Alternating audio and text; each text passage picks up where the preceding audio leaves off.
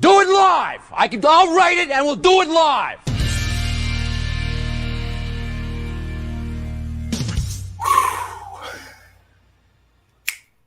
What is up, everybody? I got like a little alfalfa thing going on here. All right, here we go. Welcome back. The show is back. We are going to start live streaming. I don't have any water. We're going to start live streaming more often, but I figured why not start with the debate? So we're going to pull up ABC. We're going to see what they've got going on, and I'll take any questions that people have. I saw some people in the chat.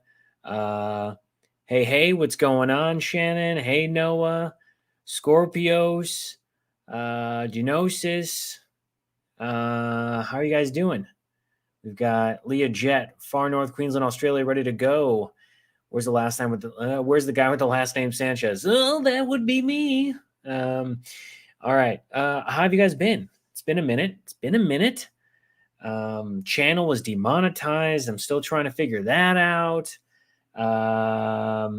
Yeah, so like I said, we'll see how things go, but I'm just happy to be here. Oh boy, what are we going to see? Genosis 40, we heart you anyway. Thank you so much. Aga Echo, hello, Gay, miss you. How are you doing? It's so good to be back. I'm so glad to be back. Don't worry. The live show will start coming back. It'll be a regular thing. It's been a minute. Tripping over my words here. All right, here we go. So we've got ABC. We'll pull it up, see what's going on with them. But yeah, we can assume there's going to be. Hold on. Oh my God, jeez. Fuck is this? There, my God. Oh my God. All right, we're gonna try this again. YouTube is.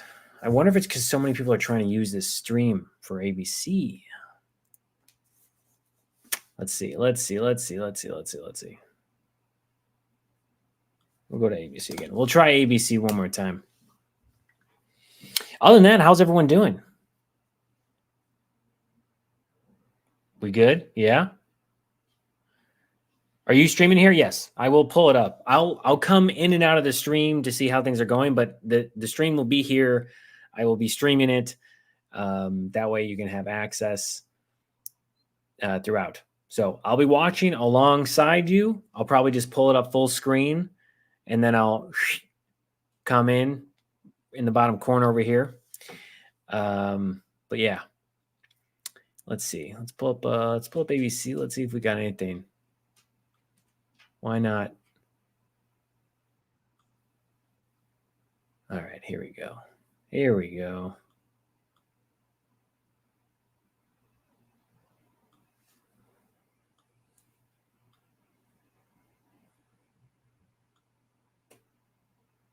Oh my God, this is whacktacular, man. This thing is bugging out. Trying to get this full screen. What the hell? All right, we're closing all this shit. Shutting it down. All right. Anyway, let's pull up Twitter, actually. So I don't know if you guys saw him, but Laura Loomer has been spending a lot of time with Trump. It also sounds like he's part of the debate prep, I guess, or she's part of the debate prep, which let's just understand what Laura Loomer is doing in terms of the debate prep she's giving for Trump. If you look through Laura Loomer's feed on Twitter, which I'll pull up in a second here, you'll understand that everything that she posts online is incredibly bigoted, racist, and also just demented. I mean, I believe, if I remember correctly, Laura Loomer has twice now spent time in a mental asylum, like a mental institution. Like she's been under watch and brought in twice by her father, if I remember correctly. The woman is nuts. right? Wacko, loony, Loomer, as I like to call her. It's pretty crazy. Let me see if let's pull this up. But Laura Loomer is insane. She is someone who just does not make any sense whatsoever. She is racist, insane. What else is she? Just, Islamophobic. She's proudly Islamophobic, actually. Here we go. Yeah, Loomer is dangerously insane. All right, let me pull myself up down here. Oh, no. Here we go. Okay, sorry. One sec. There we go. Okay, so Laura Loomer, we'll jump into that in a moment. I don't know if you guys have been following this whole, like, Republicans think it's now good to defend kittens kind of thing. Also, it's eat fewer kittens. As you see, eat less kittens. No, it's eat fewer kittens, because grammar, English is definitely not their strong suit, but it is what it is. This is the whole Haitians are eating kittens and they're eating ducks, and that's the new narrative that Republicans are trying to take. But what you see is that the story's made up. It was actually, if I pull up,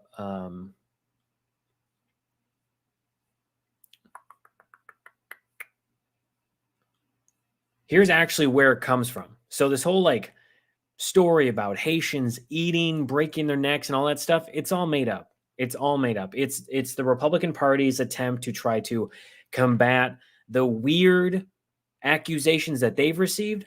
Because if we look here, listen, this is where it all comes from. Nathaniel Higgers of Blood Tribe. I was at the head of the anti-Haitian immigration march earlier this month.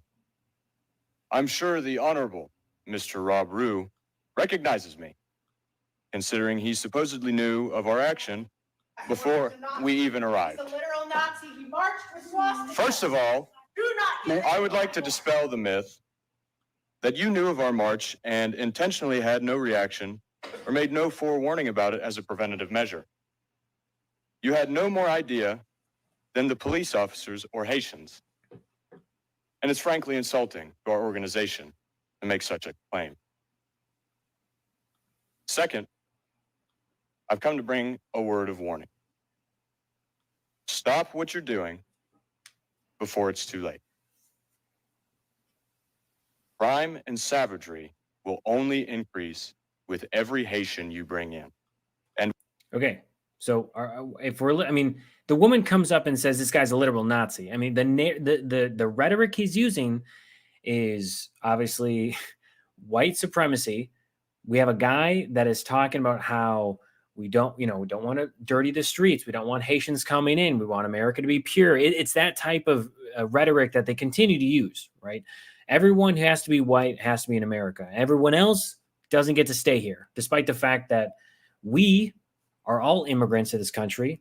We came to this land and we stole it, right? That's just how it is.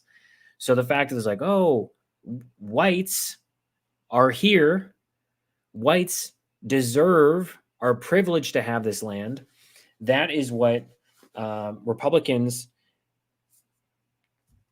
white supremacists, neo-Nazis, that's what they believe, right? They're not inclusive. They think that DEI is anti-racist or reverse racism, rather.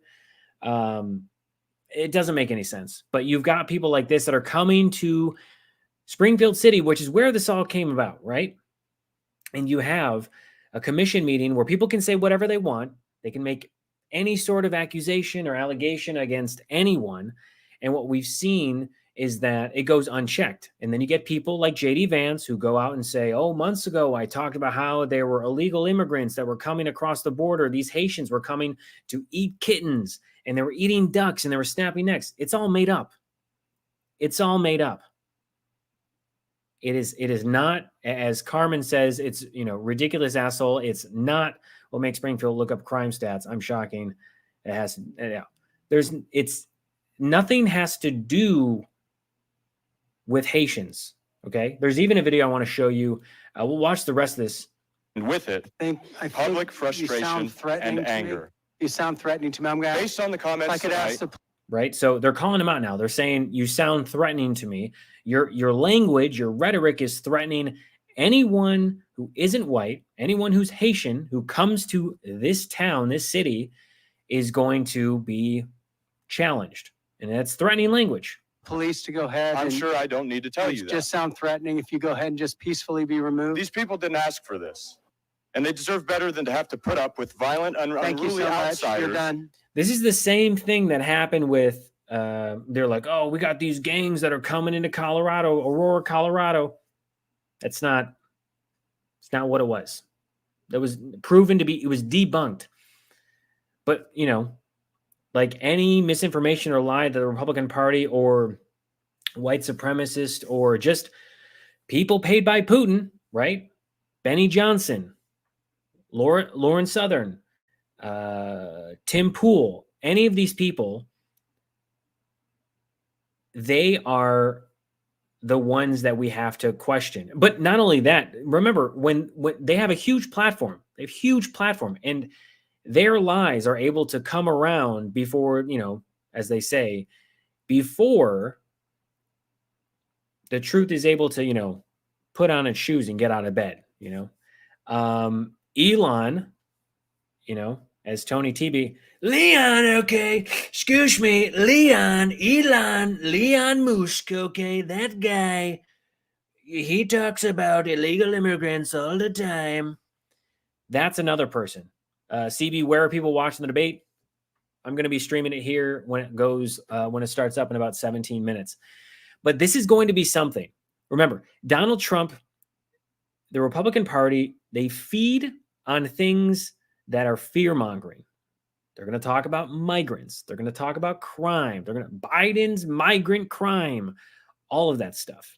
They're going to blame it on Harris. They're going to say that it's her fault that all these people came over. They're going to talk about the economy. They're going to talk about what else are they going to talk about?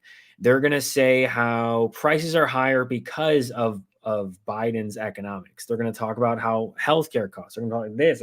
They're going to come up with every single reason to blame the current administration and say that Donald Trump is going to make it better. Well, if that were the case, then Donald Trump would have made it better during his term. And if they try to, well, there was COVID. Okay, well, now we're acknowledging the fact that Republicans now want to say, oh, there was a pandemic.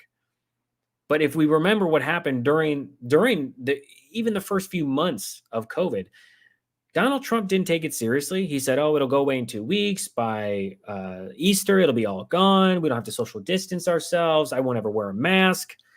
I mean, imagine what our current state of COVID would be if Donald Trump would have just worn a mask, if he would have taken responsibility, if he would have said, hey, you know what? Be a patriot, social distance, wear a mask, don't leave your home, have your little, you know, your little pod that you stay with. Imagine how better off we would be and how many less people would have died. But unfortunately, Donald Trump doesn't care about anyone. He is a selfish, egotistical sociopath who only cares about himself. And he doesn't care how many people die, especially his own voter base. Remember, he loves the poorly educated, and the poorly educated do not challenge him. Because as soon as somebody challenges Donald Trump or MAGA, the Republican Party, you know, they become a rhino. They become a traitor, despite the fact that we have Republican right-wing influencers taking money, literally taking money from the Kremlin. Again, Benny Johnson, Tim Pool, Laura Southern, like all these people who are taking money from Putin and using it for propaganda. And these are the very same people who are spreading these lies about migrants, about Haitians, about killing cats and ducks. And they're trying to use it as a way to make their Democratic Party look bad, right? And we'll see if he talks about it. But if we go to Laura Loomer, I would not be surprised, since she's the one that has been seen coming off the plane with Donald Trump, as part of his debate prep team. We have to safely assume that the person that is going to be prepping Donald Trump for what to say, how misogynistic or sexist or racist, it's going to be Laura Loomer. And Laura Loomer here, she's going to go through and she's like, oh, watch live, all this shit, blah, blah, blah, blah, blah, right? She's got things that confirm that's not what actually happened. She's going to go through and she's going to say how Harris is completely ineligible, or she shouldn't have been here, or Donald Trump, as we know, loves to scream and cry about the fact that Joe Biden isn't in the debate anymore. Those are just some of the things outside of the other policies they're going to complain about. I mean, you have Nikki Haley, by the way, who is going on Face the Nation. She's on Fox and Friends with Brian Kilmeade. She's telling Donald Trump and JD Vance to essentially shut the fuck up when it comes to talking about women, because it's a losing topic. But JD Vance cannot help himself, and Donald Trump, well, we all know that Donald Trump is someone who, as he claims, is a place of safety for women, which is the most insane talking point. And then you got Nancy Mace trying to claim, again, this is all happening before the debates. It's all intentional. Nancy Mace made a video yesterday for Instagram, or the day before for Instagram, that said Donald Trump and the Republican Party are the party of and for women, which could not be further from the truth, right? Overturning Roe v. Wade. JD Vance talks about how childless cat ladies do not deserve to have the say they want. You've got other people like Matt Walsh saying that women should not have the right to vote.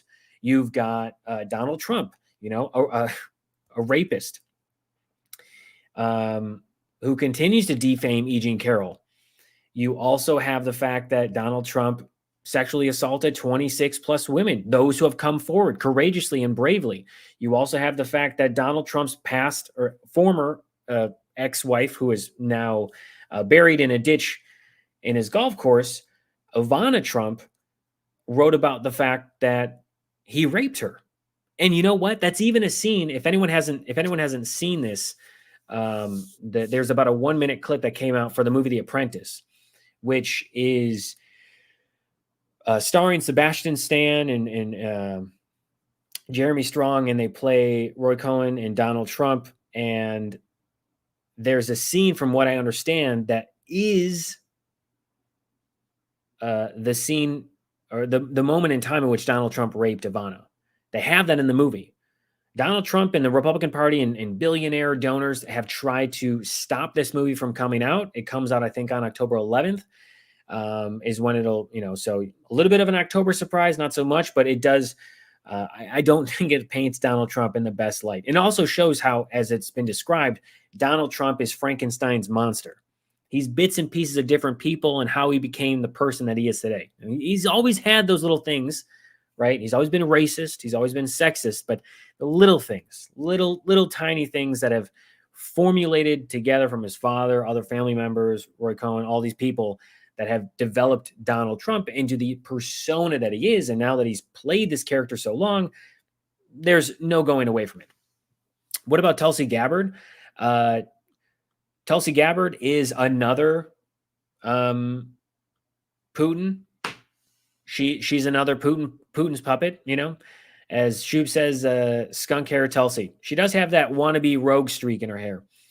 But it does go to show how the Republican Party are the party of hypocrisy. They don't care about these things, right? They only complain about it when the election comes around. You could say that of any politician, but what you're going to see tonight is you're going to see Donald Trump he's going to take credit for $35 insulin. He's going to take credit for bringing Medicare costs down, and let's just point out that it was not Donald Trump who implemented the long-term $35 insulin and other Medicare cost. That was Joe Biden, and that was Kamala Harris. What you're also going to see is Donald Trump's going to say, oh, the border was more secure. Well, we can talk about a lot of things, like the fact that Crime has gone down. Border crossings have gone down. We can talk about the fact that the economy is stronger now. We have intraday highs. Like we're at over 40,000 in the stock market. And Donald Trump could only dream of having something that high. I mean, you have to remember that in March and April of 2020 is when the market crashed for, any of us who had our own mutual funds or 401k or all that stuff. Like we've had to grow that back. And since then we have, but this is the Republican Party. And this is the person, Laura Loomer, a known Islamophobe, self-titled Islamophobe. I think she's come out and said it herself. But Laura Loomer, right? So they're trying to use this stuff, which I don't know if whether this is Donald Trump grabs him by the pussy or whatever you want to say, but it's just some weird shit because you've got Donald Trump in many ways acting creepy and weird by having so many cats and ducks. Now, I could even make the argument that people who are MAGA, right, alpha male, that they would say that this type of imagery is beta, right? That's a beta cuck. That's some pussy ass shit, right?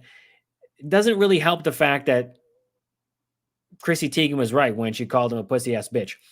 Because what we see here is Donald Trump is reposting this imagery of him with cats and ducks and all sorts of animals, acting as if he is going to be the one that you can go to, the one that can cuddle and hold you safely and protect you and all this stuff. Donald Trump doesn't care about that shit. Donald Trump, I forget what the actual time frame is. Donald Trump is like the first and only president who never had a dog in the White House because Donald Trump doesn't like dogs. Donald Trump doesn't like kids. He barely even likes his own kids. So Laura Loomer, crazy Loomer here, is the one who is working the debate prep. So she's going to come up because remember, Donald Trump, he's going to come for the policies that Joe Biden and Kamala Harris have successfully implemented and have seen over the last few years. Donald Trump's going to take credit. He did it during the first debate, and Joe Biden, despite our best intention, was not able to call him out in real time. And there's no fact checking. It's just up in the air, right? There's no fact checking. And there's no fact checking in this debate also, from what I remember. The mics are still muted. The Harris campaign was like, hey, let's unmute the mics, right? Let's let them go. Because we know unmuted mics for Donald Trump is his kryptonite. He can't help but speak. If he's muted, it can control the sound bites and things that come out. And so when we've got muted mics, it's like bumper lanes going bowling, right? You can go back and forth on how you feel about it. I would say that the reason that Joe Biden did so well and Donald Trump did so poorly in the 2020 debates is because the mics were unmuted. Donald Trump could say what he wanted. There was the whole stand back and stand by moment. There's all these things that play against Donald Trump. And I think muted mics actually help Donald Trump. And the reason that his campaign fought so hard to keep them muted is because they saw what happened during the first debate. Donald Trump could say what he wanted, got his mic cut, muted, boom, could end it there. No one fact checked. So at that point, it seemed to the people watching, oh, look, Donald Trump said something. There was no rebuttal. There was no fact checking by the moderators. And as a result, people said, well, that's got to be truth. If no one challenges you on the things that are said, and no one debates you on the merits of the points you're trying to make without stats, without any sort of figures, then for all intents and purposes, that is the truth, right? It's very Hitler-esque in that way, right? Donald Trump says fake news, okay, everybody's fake news except me. It's the same tactic that Hitler put in The free press, they were enemy number one. They were enemy of the state.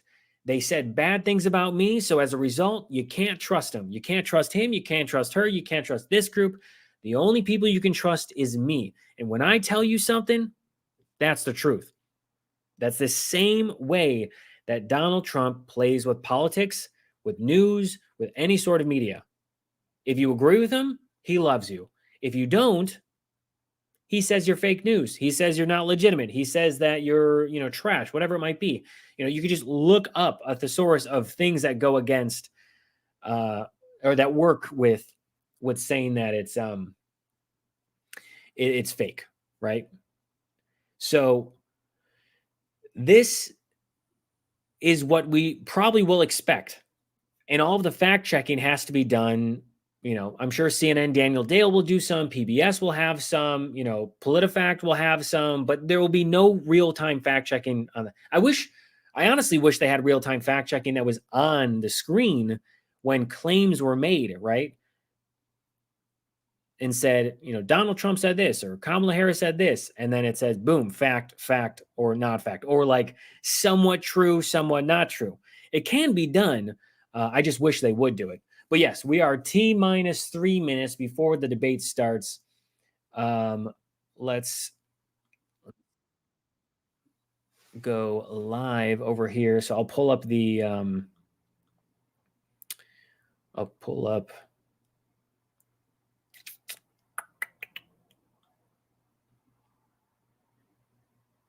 I'm going to stop this. I'm going to go here. I'm going to pull up the screen.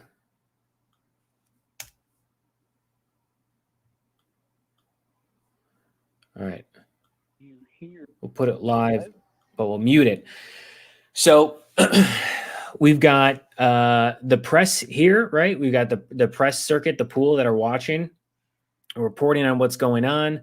ABC is obviously the one that is hosting the debate tonight, and it starts, as it says, at 2:30 right now.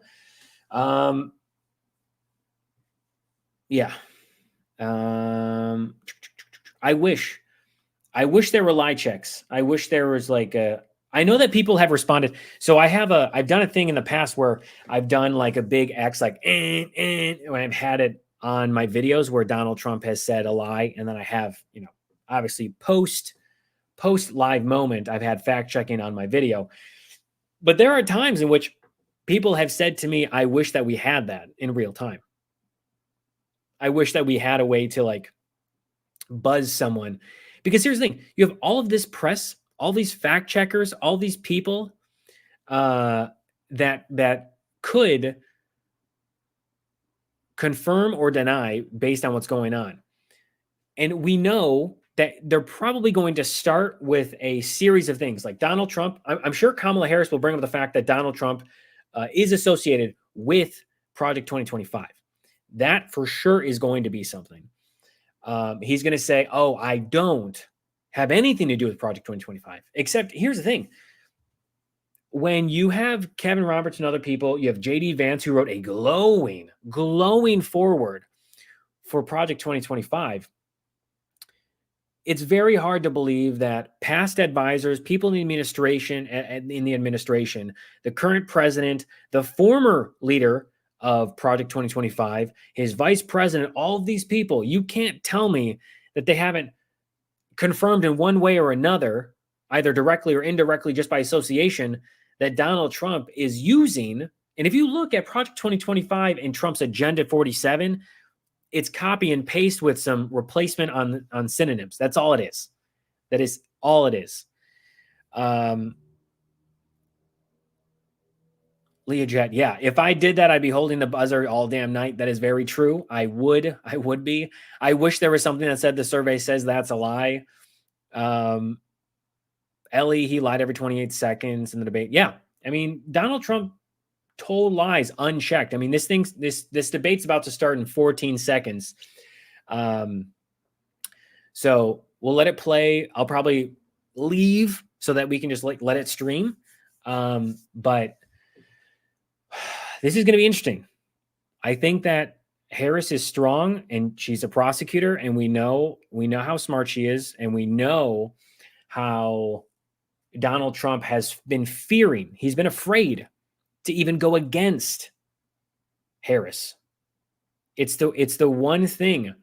Hey, people that are joining, boom, boom. Hey, how you doing? How you doing? Dragon Rage, Samantha Toter, how you doing?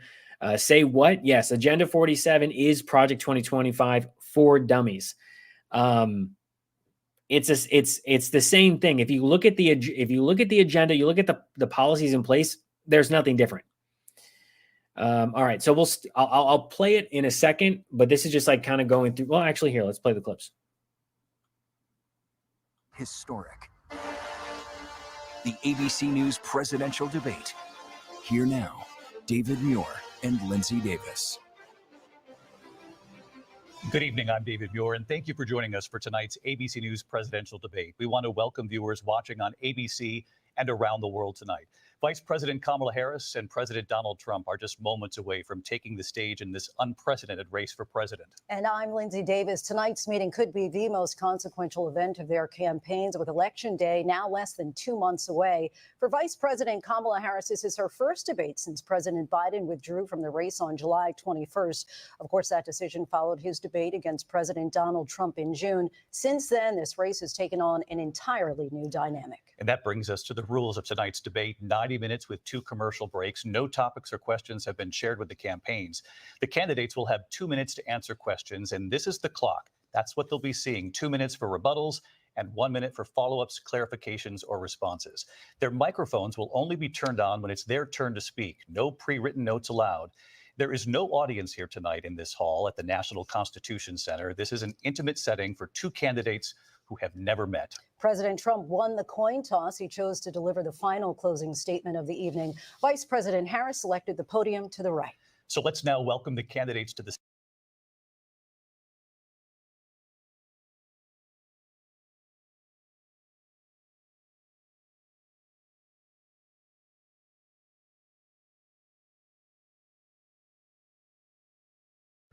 I want to begin tonight with the issue that voters repeatedly say is their number in this country. Vice President Harris, you and President Trump were elected 4 years ago, and your opponent on the stage here tonight often asks his supporters, are you better off than you were 4 years ago? When it comes to the economy, do you believe Americans are better off than they were 4 years ago? So I was raised as a middle-class kid. And I am actually the only person on this stage who has a plan that is about lifting up the middle class and working people of America. I believe in the ambition, the aspirations, the dreams of the American people. And that is why I imagine and have actually a plan to build what I call an opportunity economy. Because here's the thing. We know that we have a shortage of homes and housing, and the cost of housing is too expensive for far too many people. We know that young families need support to raise their children, and I intend on extending a tax cut for those families of $6,000, which is the largest child tax credit that we have given in a long time, so that those young families can afford to buy a crib, buy a car seat, buy clothes for their children.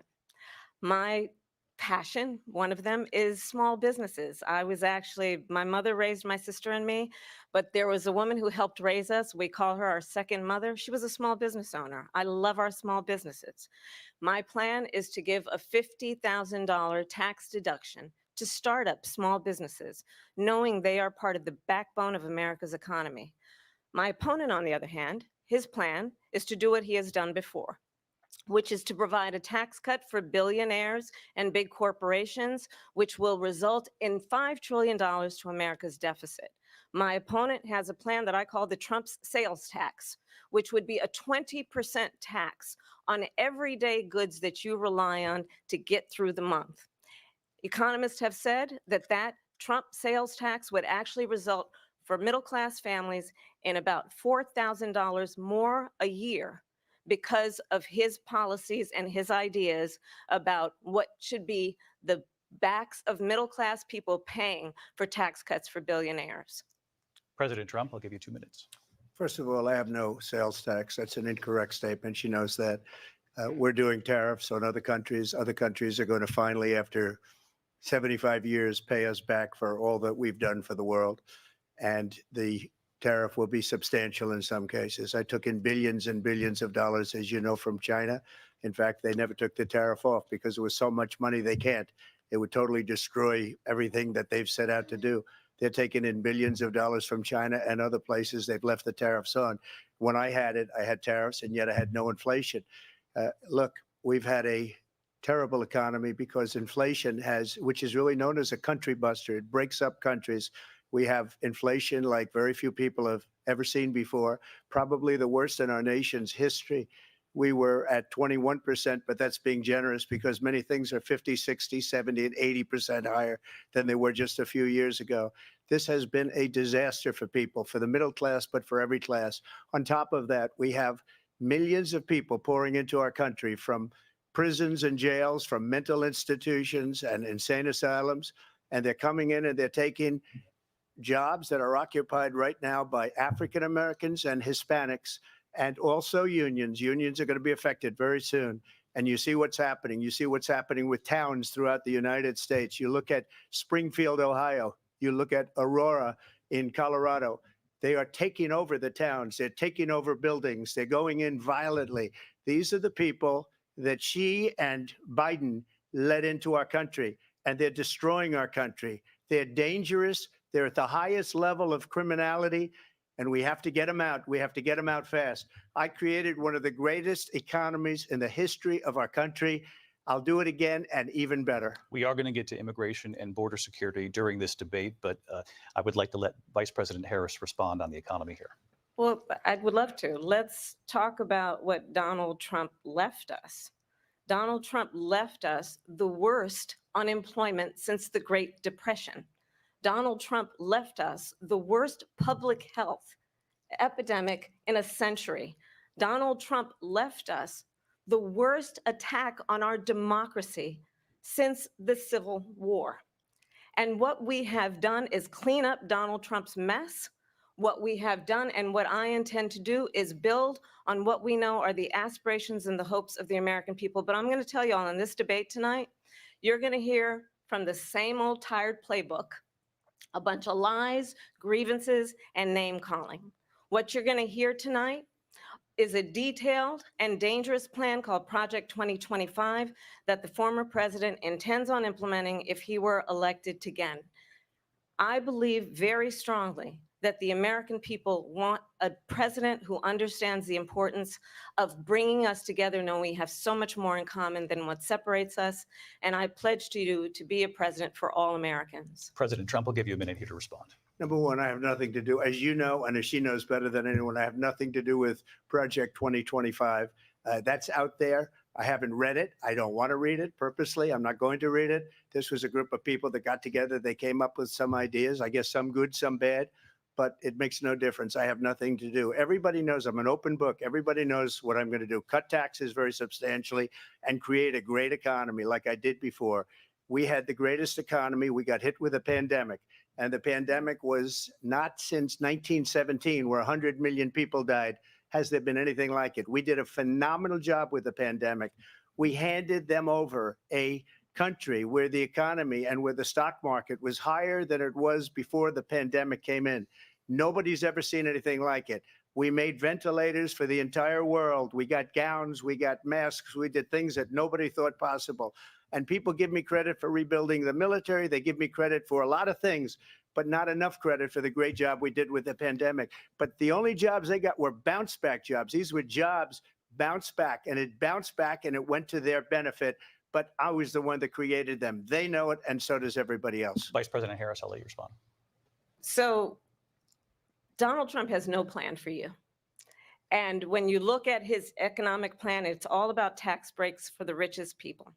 I am offering what I describe as an opportunity economy, and the best economists in our country, if not the world, have reviewed our relative plans for the future of America. What Goldman Sachs has said is that Donald Trump's plan would make the economy worse. Mine would strengthen the economy. What the Wharton School has said is Donald Trump's plan would actually explode the deficit. 16 Nobel laureates have described his economic plan as something that would increase inflation and by the middle of next year would invite a recession. You just have to look at where we are and where we stand on the issues. And I'd invite you to know that Donald Trump actually has no plan for you because he is more interested in defending himself than he is in looking out for you. It's just a soundbite. They gave her that to say. Look, I went to the Wharton School of Finance, and many of those professors, the top professors, think my plan is a brilliant plan. It's a great plan. It's a plan that's going to bring up our worth, our value as a country. It's going to make people want to be able to go and work and create jobs and create a lot of good, solid money for our country. And just to finish off, she doesn't have a plan. She copied Biden's plan, and it's like 4 sentences, like run, spot, run. 4 sentences that are just, oh, we'll try and lower taxes. She doesn't have a plan. Take a look at her plan. She doesn't have a plan. Mr. President, I do want to drill down on something you both brought up. The vice president brought up your tariffs. You responded, and let's drill down on this because your plan is what she calls is essentially a national sales tax. Your proposal calls for tariffs, as you pointed out here, on foreign imports across the board. You recently said that you might double your plan, imposing tariffs up to 20% on goods coming into this country. As you know, many economists say that with tariffs at that level, costs are then passed on to the consumer. Vice President Harris has argued it'll mean higher prices on gas, food, clothing, medication, arguing it costs the typical family nearly $4,000 a year. Do you believe Americans can afford higher prices because of tariffs? They're not going to have higher prices. What's going to have and who's going to have higher prices is China and all of the countries that have been ripping us off for years. I was the only president ever. China was paying us hundreds of billions of dollars, and so were other countries. And, you know, if she doesn't like them, they should have gone out and they should have immediately cut the tariffs. But those tariffs are there 3.5 years now under their administration. We are going to take in billions of dollars, hundreds of billions of dollars. I had no inflation, virtually no inflation. They had the highest inflation perhaps in the history of our country because I've never seen a worse period of time. People can't go out and buy cereal or bacon or eggs or anything else. The people of our country are absolutely dying with what they've done. They've destroyed the economy. And all you have to do is look at a poll. The polls say 80 and 85 and even 90% that the Trump economy was great, that their economy was terrible. Vice President Harris, I do want to ask for your response. And you heard what the president said there, because the Biden administration did keep a number of the Trump tariffs in place. So how do you respond? Well, let's be clear that the Trump administration resulted in a trade deficit, one of the highest we've ever seen in the history of America. He invited trade wars. You want to talk about his deal with China? What he ended up doing is under Donald Trump's presidency, he ended up selling American chips to China to help them improve and modernize their military, basically sold us out, when a policy about China should be in making sure the United States of America wins the competition for the 21st century, which means focusing on the details of what that requires, focusing on relationships with our allies, focusing on investing in American-based technology so that we win the race on AI, on quantum computing, focusing on what we need to do to support America's workforce so that we don't end up having on the short end of the stick in terms of workers' rights. But what Donald Trump did, let's talk about this, with COVID, is he actually thanked President Xi for what he did during COVID. Look at his tweet. Thank you, President Xi, exclamation point, when we know that Xi was responsible for lacking and not giving us transparency about the origins of COVID. President Trump, I'll let you respond. First of all, they bought their chips from Taiwan. We hardly make chips anymore because of philosophies like they have and policies like they have. I don't say her because she has no policy. Everything that she believed 3 years ago and 4 years ago is out the window. She's going to my philosophy now. In fact, I was going to send her a MAGA hat. She's gone to my philosophy. But if she ever got elected, she'd change it. And it will be the end of our country. She's a Marxist. Everybody knows she's a Marxist. Her father's a Marxist professor in economics, and he taught her well. But when you look at what she's done to our country, and when you look at these millions and millions of people that are pouring into our country monthly, where it's, I believe, 21 million people, not the 15 that people say, and I think it's a lot higher than the 21. That's bigger than New York State pouring in. And just look at what they're doing to our country. They're criminals. Many of these people coming in are criminals. And that's bad for our economy, too. You know, you mentioned before, we'll talk about immigration later. Well, bad immigration is the worst thing that can happen to our economy. They have, and she has, destroyed our country with policy that's insane. Almost policy that you'd say they have to hate our country. President Trump, thank you. Lindsay? I want to turn to the issue of abortion. President Trump, you've often touted that you were able to kill Roe v. Wade. Last year, you said that you were proud to be the most pro-life president in American history. Then last month, you said that your administration would be great for women and their reproductive rights. In your home state of Florida, you surprised many with regard to your 6-week abortion ban, because you initially had said that it was too short. And you said, quote, I'm going to be voting that we need more than 6 weeks. But then the very next day, you reversed course and said you would vote to support the 6-week ban. Vice President Harris says that women shouldn't trust you on the issue of abortion because you've changed your position so many times. Therefore, why should they trust you? Well, the reason I'm doing that vote is because the plan is, as you know, the vote is, they have abortion in the 9th month. They even have, and you can look at the governor of West Virginia, the previous governor of West Virginia, not the current governor, who's doing an excellent job, but the governor before, he said the baby will be born and we will decide what to do with the baby. In other words, we'll execute the baby. And that's why I did that, because that predominates, because they're radical. The Democrats are radical in that.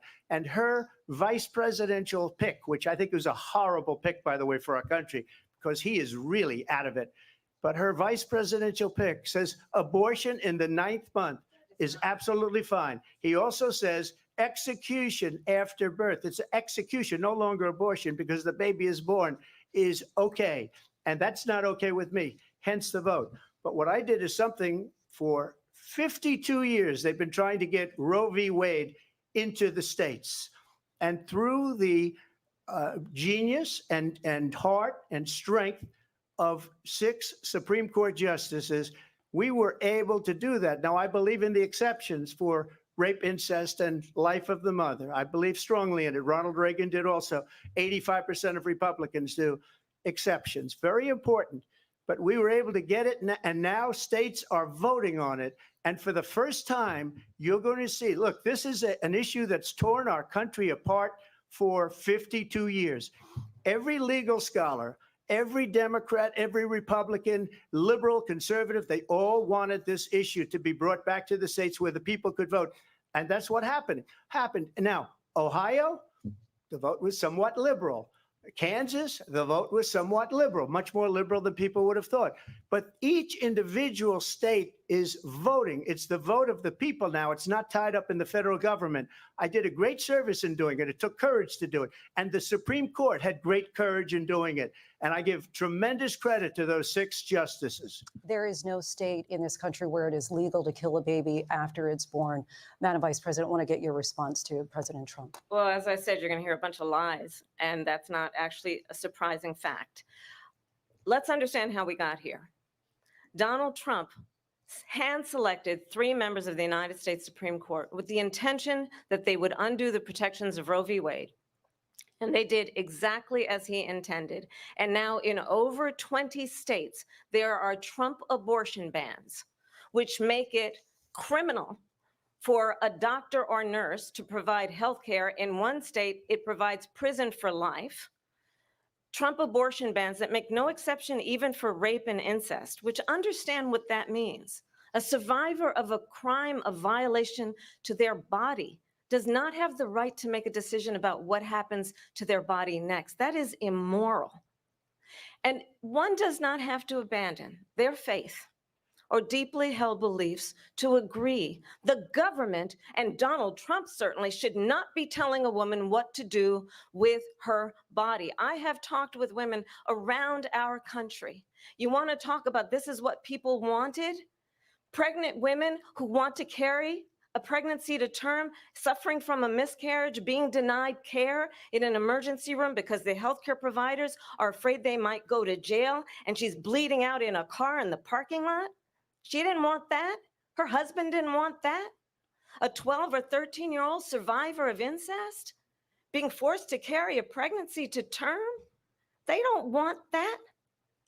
And I pledge to you, when Congress passes a bill to put back in place the protections of Roe v. Wade, as President of the United States, I will proudly sign it into law. But understand, if Donald Trump were to be reelected, he will sign a national abortion ban. Understand, in his Project 2025, there would be a national abortion, a monitor that would be monitoring your pregnancies, your miscarriages.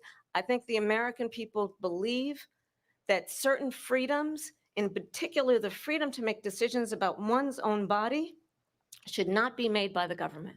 Thank you, Vice President Harris. Well, there she goes again. It's a lie.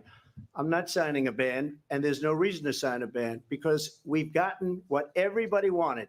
Democrats, Republicans, and everybody else, and every legal scholar wanted it to be brought back into the states, and the states are voting. And it may take a little time, but for 52 years, this issue has torn our country apart, and they've wanted it back in the states. And I did something that nobody thought was possible. The states are now voting. What she says is an absolute lie. And as far as the abortion ban, no, I'm not in favor of abortion ban, but it doesn't matter because this issue has now been taken over by the states. Would you veto a national abortion ban if it came Well, to I your won't desk? have to because, again, two things. Number one, she said she'll go back to Congress. She'll never get the vote. It's impossible for her to get the vote, especially now with the 50-50, essentially 50-50 in both Senate and the House. She's not going to get the vote. She can't get the vote. She won't even come close to it. So it's just talk. You know what it reminds me of? When they said they're going to get student loans terminated, and it ended up being a total catastrophe. The student loans, and then her, I think probably her boss, if you call him a boss, he spends all his time on the beach. But look, her boss went out and said, we'll do it again. We'll do it a different way. And he went out, got rejected again by the Supreme Court. So all these students got taunted with this whole thing about this whole idea and how unfair that would have been. Part of the reason they lost to the millions and millions of people that had to pay off their student loans. They didn't get it for free, but they were saying it's the same way that they talked about that they talk about abortion. But if I could just get a yes or no, because your running mate, J.D. Vance, has said that you would veto if it did come to your desk. Well, I didn't discuss it with J.D. In all fairness, J.D., and I don't mind if he has a certain view, but I think he was speaking for me, but I really didn't. Look, we don't have to discuss it because she'd never be able to get it, just like she couldn't get student loans. They couldn't get student loans. They didn't even come close to getting student loans. They taunted young people and a lot of other people that had loans. They can never get this approved. So it doesn't matter what she says about going to Congress. Well, wonderful. Let's go to Congress, do it. But the fact is that for years, they wanted to get it out of Congress and out of the federal government. And we did something that everybody said couldn't be done. And now you have a vote of the people on abortion. Vice President Harris, I want to give you your time to respond, but I do want to ask, would you support any restrictions on a woman's right to an abortion? I absolutely support reinstating the protections of Roe v. Wade. And as you rightly mentioned, nowhere in America is a woman carrying a pregnancy to term and asking for an abortion. That is not happening. It's insulting to the women of America. And understand what has been happening under Donald Trump's abortion bans. Couples who pray and dream of having a family are being denied IVF treatments. What is happening in our country? Working people, working women who are working one or two jobs, who can barely afford childcare as it is, have to travel to another state to get on a plane sitting next to strangers to go and get the health care she needs. Barely can afford to do it, and what you are putting her through is unconscionable. And the people of America have not, the majority of Americans believe in a woman's right to make decisions about her own body. And that is why in every state where this issue has been on the ballot, in red and blue states both, the people of America have voted for freedom. Vice President Harris, Excuse me, I thank have you. to respond. Another lie. It's another lie. I have been a leader on IVF, which is fertilization. The IVF, I have been a leader. In fact, when they got a very negative decision on IVF from the Alabama courts, I saw the people of Alabama and the legislature 2 days later voted it in. I've been a leader on it. They know that, and everybody else knows it. I have been a leader on fertilization, IVF. And the other thing, you should ask, will she allow abortion in the 8th month, 9th month, 7th month? Come on. Okay, would you do that? Why don't you ask her that question? Why don't you answer That's the problem. question? Would you because veto? under Roe v. Answer Wade, the question. you Would you veto? you could do abortions in the 7th month, the 8th month, the 9th That's month, not true. and probably after birth. Just look at the former governor of Virginia. The governor of Virginia said, we put the baby aside and then we determine what we want to do with the baby. President Trump, thank you. We're going to turn now to immigration and border security. We know it's an issue that's important to Republicans, Democrats, voters across the board in this country. Vice President Harris, you were tasked by President Biden with getting to the root causes of migration from Central America. We know that illegal border crossings reached a record high in the Biden administration. This past June, President Biden imposed tough new asylum restrictions. We know the numbers since then have dropped significantly. But my question to you tonight is, why did the administration wait until 6 months before the election to act? And would you have done anything differently from President Biden on this? So I'm the only person on this stage who has prosecuted transnational criminal organizations for the trafficking of guns, drugs, and human beings. And let me say that the United States Congress, including some of the most conservative members of the United States Senate, came up with a border security bill which I supported. And that bill would have put 1,500 more border agents on the border to help those folks who are working there right now overtime, trying to do their job. It would have allowed us to stem the flow of fentanyl coming into the United States. I know there are so many families watching tonight who have been personally affected by the surge of fentanyl in our country. That bill would have put more resources to allow us to prosecute transnational criminal organizations for trafficking in guns, drugs, and human beings. But you know what happened to that bill? Donald Trump got on the phone, called up some folks in Congress and said, kill the bill. And you know why?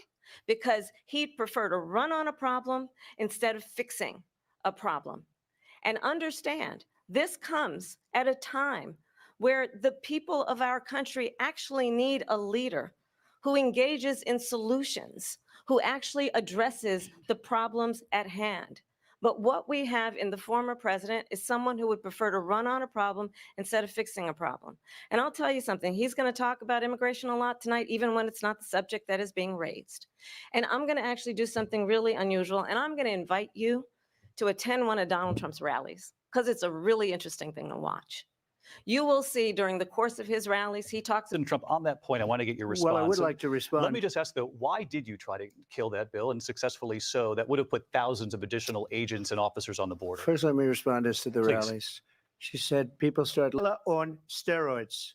I just want to clarify here. You bring up Springfield, Ohio, and ABC News did reach out to the city manager there. He told us there have been no credible reports of specific claims of pets being harmed, injured, or abused by individuals within the immigrant community. Well, All I've this, seen people on television. Let me just say here, this is the people on television say clear- my dog was taken and used for food. So maybe he said that, and maybe that's a good thing to say for a city manager. I'm not taking this from but television. the people are I'm on taking it from television the city saying their manager. dog was eaten by the people that went there. Again, the Springfield city manager says there's no evidence of that. Vice We'll President find Harris, out. I'll let you respond to the rest of what you've heard. You talk about extreme. This is, I think, one of the reasons why in this election, I actually have the endorsement of 200 Republicans who have formerly worked with President Bush, Mitt Romney, and John McCain, including the endorsement of former Vice President Dick Cheney and Congress member Liz Cheney. And if you want to really know the inside track on who the former president is, if he didn't make it clear already, just ask people who have worked with him. His former chief of staff, a 4-star general, has said he has contempt for the Constitution of the United States. His former national security advisor has said he is dangerous and unfit. His former Secretary of Defense has said the nation, the republic, would never survive another Trump term. And when we listen to this kind of rhetoric, when the issues that affect the American people are not being addressed, I think the choice is clear in this election. President Trump, I'll give you a quick minute to respond Yeah. here.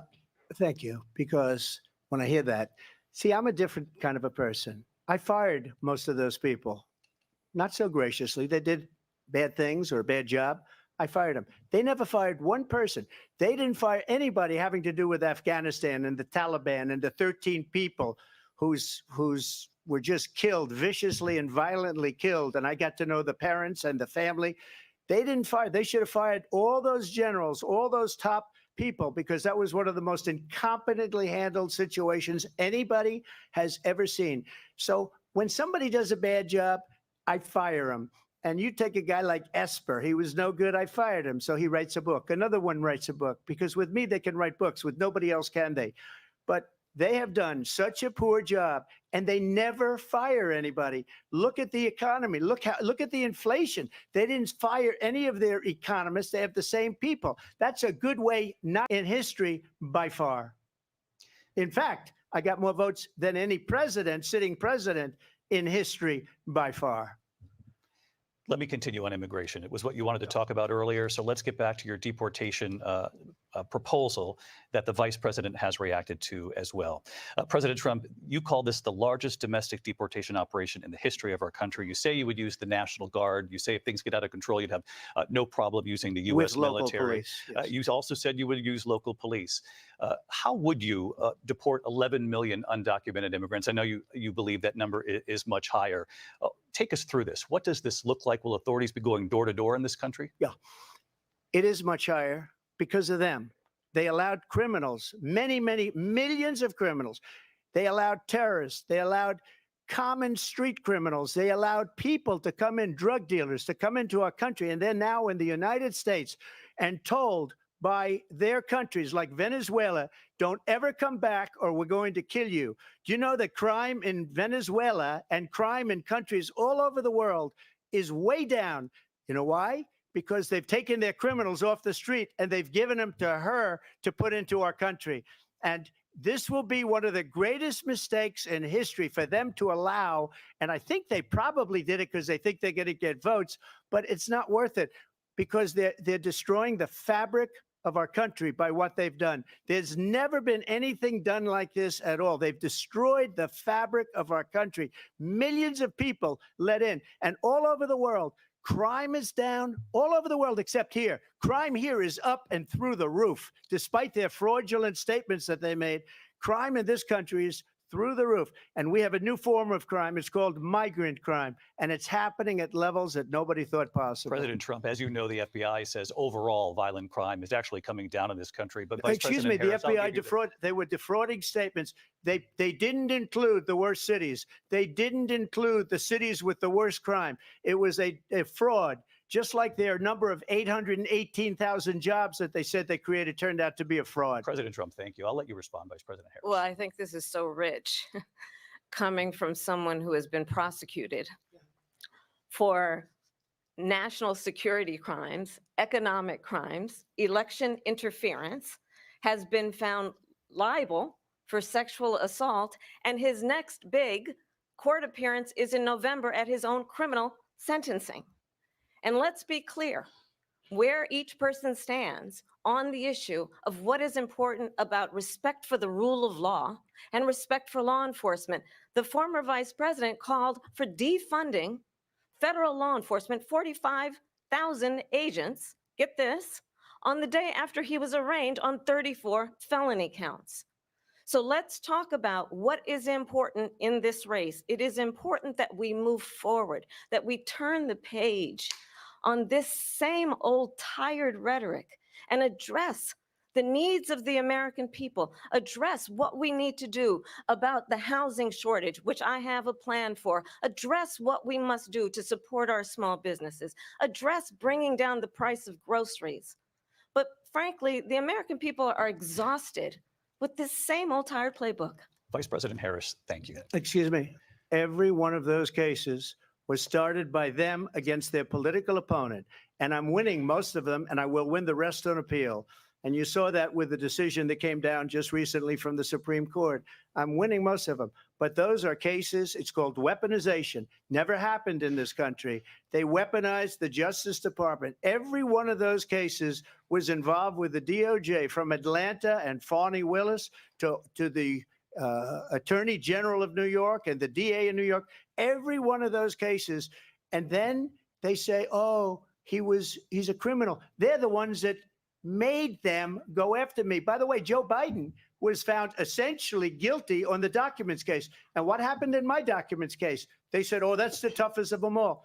A complete and total victory. 2 months ago, it was thrown out. It's weaponization, and they used it, and it's never happened in this country. They used it to try and win an election. They're fake cases. President Trump, thank you. A really quick response here, Vice President Harris, on this notion of weaponization of the Justice Department. Well, let's talk about extreme and understand the context in which this election in 2024 is taking place. The United States Supreme Court recently ruled that the former president would essentially be immune from any misconduct if he were to enter the White House again. Understand, this is someone who has openly said he would terminate, I'm quoting, terminate the Constitution of the United States, that he would weaponize the Department of Justice against his political enemies. Someone who has openly expressed disdain for members of our military. Understand what it would mean if Donald Trump were back in the White House with no guardrails, because certainly we know now the court won't stop him. We know J.D. Vance is not going to stop him. It's up to the American people. Vice President stop Harris, him. thank you. Lindsay? Vice President Harris, in your last run for president.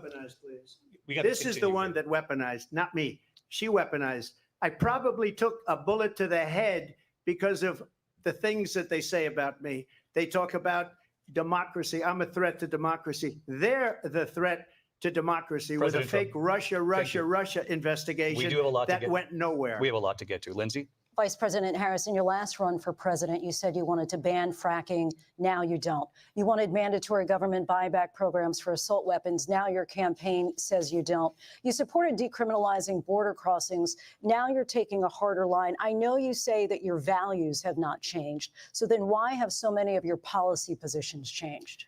So my values have not changed, and I'm going to discuss every one of the, at least every point that you've made. But in particular, let's talk about fracking because we're here in Pennsylvania. I made that very clear in 2020. I will not ban fracking. I have not banned fracking as Vice President of the United States. And in fact, I was the tie-breaking vote on the Inflation Reduction Act, which opened new leases for fracking. My position is that we have got to invest in diverse sources of energy so we reduce our reliance on foreign oil.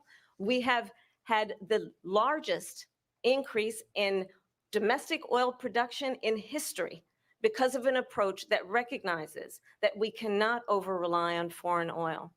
As it relates to my values, let me tell you, I grew up a middle-class kid raised by a hardworking mother who worked and saved and was able to buy our first home when I was a teenager.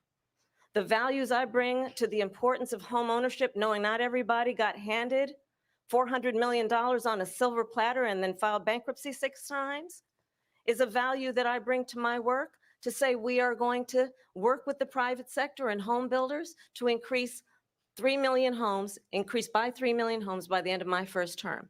My work that is related to having a friend when I was in high school who was sexually assaulted by her stepfather.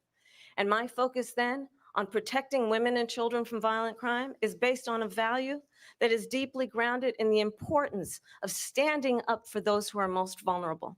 My work that is about protecting Social Security and Medicare is based on longstanding work that I have done, protecting seniors from scams. My values have not changed.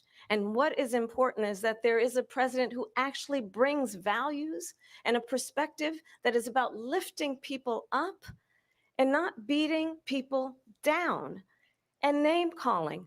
The true measure of the leader is the leader who actually understands the strength is not in beating people down, it's in lifting people up. I intend to be that president. President Trump, your Well, response? first of all, I wasn't given $400 million. I wish I was. My father was a Brooklyn builder, Brooklyn, Queens, and a great father, and I learned a lot from him. But I was given a fraction of that, a tiny fraction, and I built it into many, many billions of dollars, many, many billions. And when people see it, they are even surprised. So we don't have to talk about that. Fracking, she's been against it for 12 years. Defund the police, she's been against that forever. She gave all that stuff up very wrongly, very horribly, and everybody's laughing at it, okay? They're all laughing at it. She gave up at least 12 and probably 14 or 15 different policies. Like, she was big on defund the police. In Minnesota, she went out, wait a minute, I'm talking now, if you don't mind, please. Does that sound familiar? She went out in Minnesota and wanted to let criminals that killed people, that burned down Minneapolis, she went out and raised money to get them out of jail. She did things that nobody would ever think of. Now she wants to do transgender operations on illegal aliens that are in prison. This is a radical left liberal that would do this. She wants to confiscate your guns, and she will never allow fracking in Pennsylvania. If she won the election, fracking in Pennsylvania will end on day one. Just to finish, one thing so important in my opinion. So I got the oil business going like nobody has ever done before. When they took over, they got rid of it, started getting rid of it, and the prices were going up the roof. They immediately let these guys go to where they were. I would have been 5 times, 4 times, 5 times higher, because you're talking about 3.5 years ago. They got it up to where I was because they had no choice, because the prices of energy were quadrupling and doubling. You saw what happened to gasoline. So they said, let's go back to Trump. But if she won the election, the day after that election, they'll go back to destroying our country, and oil will be dead. Fossil fuel will be dead. We'll go back to windmills, and we'll go back to solar, where they need a whole desert to get some energy to come out. You ever see a solar plant? By the way, I'm a big fan of solar, but they take 400, 500 acres of desert President soil. Trump, we have a These lot are of not good issues things that for we the have to get to. environment that We're she out of time. understands. Thank you. Lindsay, thank you. We have an election in just 56 days. And I want to talk about the peaceful transfer of power, which, of course, we all know is a cornerstone of our democracy, and the role of a president in a moment of crisis. Mr. President, on January 6th, you told your supporters to march to the Capitol. You said you would be right there with them. The country and the world saw what played out at the Capitol that day, the officers coming under attack. Aides in the West Wing say you watched it unfold on television off the Oval Office. You did send out tweets, but it was more than 2 hours before you sent out that video message telling your supporters to go home. Is there anything you regret about what you did on that day? You just said a thing that isn't covered. Peacefully and patriotically, I said during my speech, not later on. Peacefully and patriotically. And nobody on the other side was killed. Ashley Babbitt was shot by an out-of-control police officer that should have never, ever shot her. It's a disgrace. But we didn't do this group of people that have been treated so badly. I ask, what about all the people that are pouring into our country and killing people that she allowed to pour in? She was the border czar. Remember that. She was the border czar. She doesn't want to be called the border czar because she's embarrassed by the border. In fact, she said at the beginning, well, I'm surprised you're not talking about the border yet. That's because she knows what a bad job they've done. What about those people? When are they going to be prosecuted? When are these people from countries all over the world, not just South America? They're coming in from all over the world, David, all over the world. And crime rates are down all over the world because of it. But let me just when ask are those, David, when are those people going to be prosecuted? When are the people that burned down Minneapolis going to be prosecuted? Or in Seattle? They went into Seattle. They took over a big percentage of the city of Seattle. When are those people going to be prosecuted? But let me just ask you. You might ask her that question. You were the president. You were watching it unfold on television. It's a very simple question as we move forward toward another election. Is there anything you regret about what you did on that day? Yes or no? I had nothing to do with that other than they asked me to make a speech. I showed up for a speech. I said, I think it's going to be big. I went to Nancy Pelosi and the mayor of Washington, D.C., and the mayor put it back in writing, as you know. I said, you know, this is going to be a very big rally or whatever you want to call it. And again, it wasn't done by me. It was done by others. I said, I'd like to give you 10,000 National Guard or soldiers. They rejected me. Nancy Pelosi rejected me. It was just 2 weeks ago. Her daughter has a tape of her saying she is fully responsible for what happened. They want to get rid of that tape. It would have never happened if Nancy Pelosi and the mayor of Washington did their jobs. I wasn't responsible for security. Nancy Pelosi was responsible. She didn't do her job. The question was about you as president, not about former Speaker Pelosi. But I do want Vice President Harris to respond here. I was at the Capitol on January 6th. I was the vice president-elect. I was also an acting senator. I was there. And on that day, the President of the United States incited a violent mob to attack our nation's capital, to desecrate our nation's capital. On that day, 140 law enforcement officers were injured, and some died. And understand, the former president has been indicted and impeached for exactly that reason. But this is not an isolated situation. Let's remember Charlottesville, where there was a mob of people carrying tiki torches, spewing anti-Semitic hate. And what did the president then at the time say? There were fine people on each side. Let's remember that when it came to the Proud Boys, a militia, the president said, the former president said, stand back and stand by.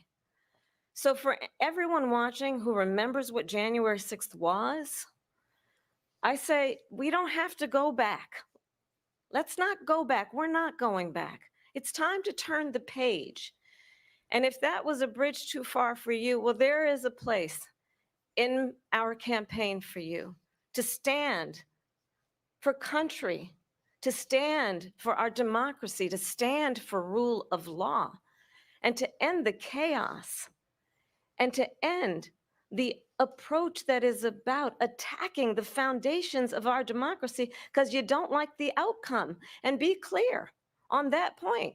Donald Trump, the candidate, has said in this election there will be a bloodbath if this and the outcome of this election is not to his liking. Let's turn the page on this. Let's not go back. Let's chart a course for the future and not go backwards to the past. Let me just follow up here. It was a different term, and it was a term that related to energy because they have destroyed our energy business. That was where bloodbath was. Also, on Charlottesville, that story has been, as you would say, debunked. Laura Ingraham, Sean Hannity, Jesse, all of these people, they covered it. If they go an extra sentence, they will see it was perfect. It was debunked in almost every newspaper, but they still bring it up, just like they bring 2025 up. They bring all of this stuff up. I ask you this, you talk about the Capitol. Why are we allowing these millions of people to come through on the southern border? How come she's not doing anything? And I'll tell you what I would do, and I would be very proud to do it. I would say we would both leave this debate right now. I'd like to see her go down to Washington, D.C. during this debate because we're wasting a lot of time. Go down to, because she's been so bad, it's so ridiculous. Go down to Washington, D.C. and let her sign a bill to close up the border because they have the right to do it. They don't need bills. They have the right to do it. The president of the United States, you'll get him out of bed. You'll wake him up at 4 o'clock in the afternoon. Right. You'll say, come on down to the office. Let's sign a bill. If he signs a bill that the border is closed, all he has to do is say it to the Border Patrol, who are phenomenal. If they do that, the border is closed. Mr. Those President, people are killing many people, unlike J6. We talked immigration here tonight. I do want to focus on this next issue to both of you because it really brings us this into focus, truth in these times that we're living in. Mr. President, for 3.5 years after you lost the 2020 election, you repeatedly falsely claimed that you won, many times saying you won in a landslide. In the past couple of weeks leading up to this debate, you have said, quote, you lost by a whisker, that you, quote, didn't quite make it, that you came up a little bit short. I said that? Are you now acknowowledging that you lost in 2020? No, I don't acknowledge that at all. But I said that sarcastically. You know that. It was said, oh, we lost by a whisker. That was said sarcastically.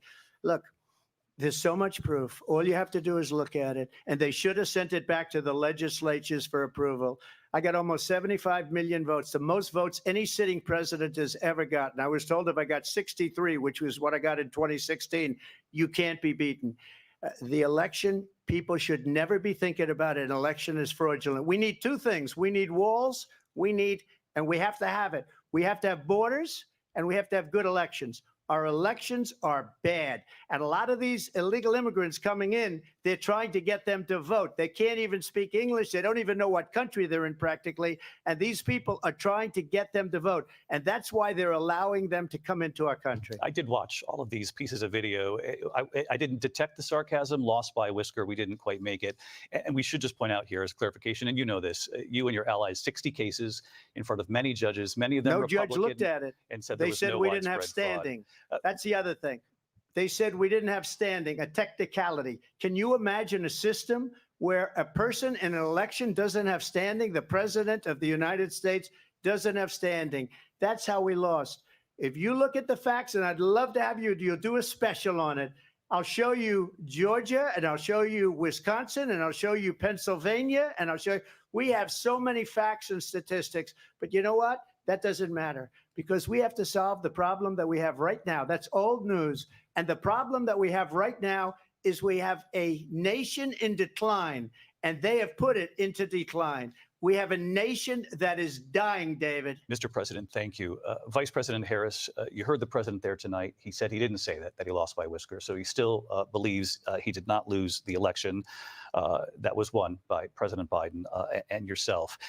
But I do want to ask you about something that's come up in the last couple of days. This was a post from President Trump about this upcoming election just weeks away. He said, when I win, those people who cheated, and then he lists donors, voters, election officials, he says will be prosecuted to the fullest extent of the law, which will include long-term prison sentences. One of your campaign's top lawyers responded saying, we won't let Donald Trump intimidate us. We won't let him suppress the vote. Is that what you believe he's trying to do here? Donald Trump was. And Biden put it back on day one, but he ended the XL pipeline. The XL pipeline in our country, he ended that. But he let the Russians build a pipeline going all over Europe and heading into Germany, the biggest pipeline in the world. Look, Viktor Orban said it. He said the most respected, most feared person is Donald Trump. We had no problems when Trump was president. But when this weak, pathetic man that you saw at a debate just a few months ago, that if he weren't in that debate, he'd be running instead of her. She got no votes. He got 14 million votes. What you did, you talk about a threat to democracy. He got 14 million votes, and they threw him out of office. And you know what? I'll give you a little secret. He hates her. He can't stand her. But he got 14 million votes. They threw him out. She got 0 votes. And when she ran, she was the first one to leave because she failed. And now she's running. I don't understand it, but I'm okay with it because your time is I think we're going to do very well. We've got a lot more to get to. Turning now to the Israel-Hamas war and the hostages who are still being held, Americans among them. Vice President Harris, in December, you said, quote, Israel has a right to defend itself, but you added, quote, it matters how, saying international humanitarian law must be respected. Israel must do more to protect innocent civilians. You said that 9 months ago. Now an estimated 40,000 Palestinians are dead. Nearly 100 hostages remain. Just last week, Prime Minister Benjamin Netanyahu said there's not a deal in the making. President Biden has not been able to break through the stalemate. How would you do it? Well, let's understand how we got. We will continue to work around the clock on that. Work around the clock, also understanding that we must chart a course for a two-state solution. And in that solution, there must be security for the Israeli people and Israel, and in equal measure for the Palestinians. But the one thing I will assure you always, I will always give Israel the ability to defend itself, in particular as it relates to Iran and any threat that Iran and its proxies pose to Israel. But we must have a two-state solution where we can rebuild Gaza, where the Palestinians have security, self-determination, and the dignity they so rightly deserve.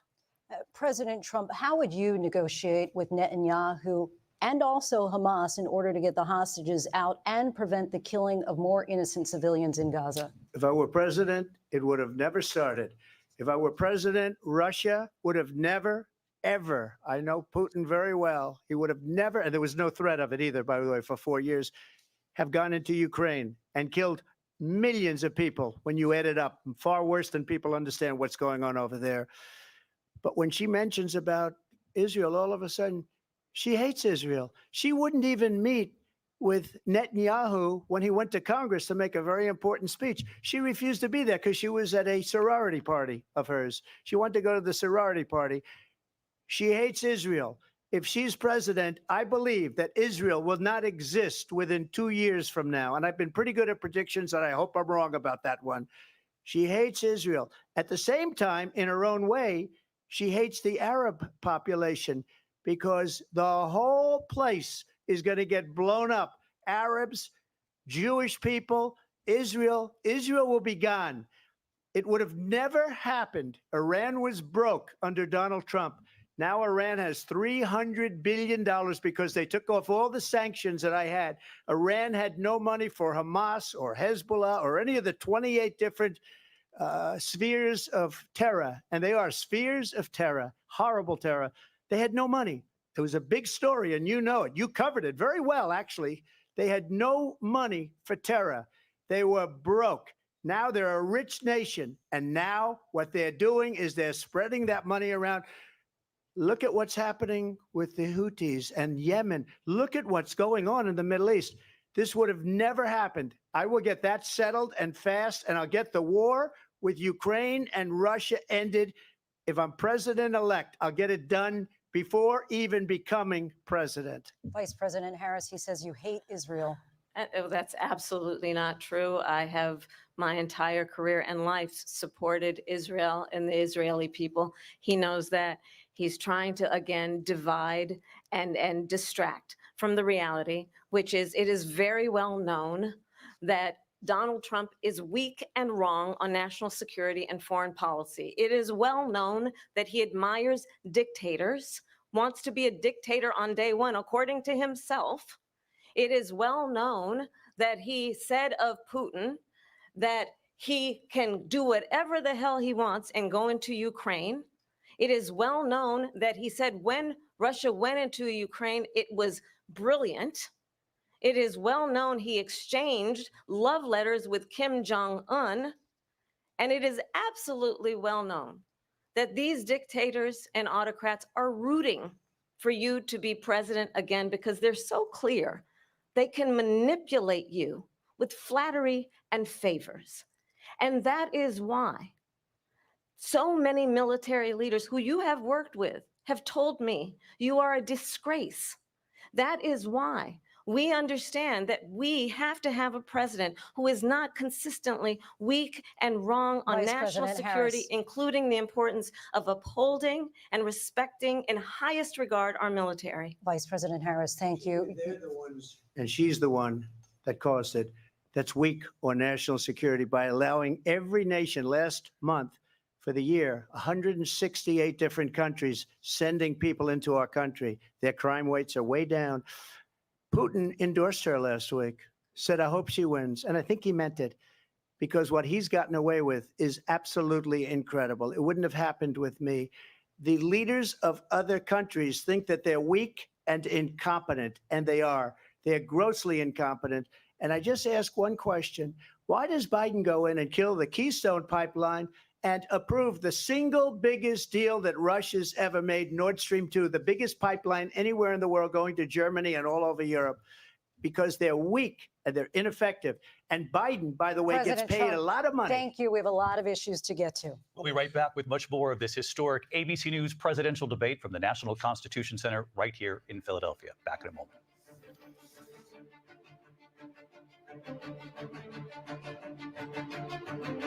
The ABC News presidential debate will continue after this.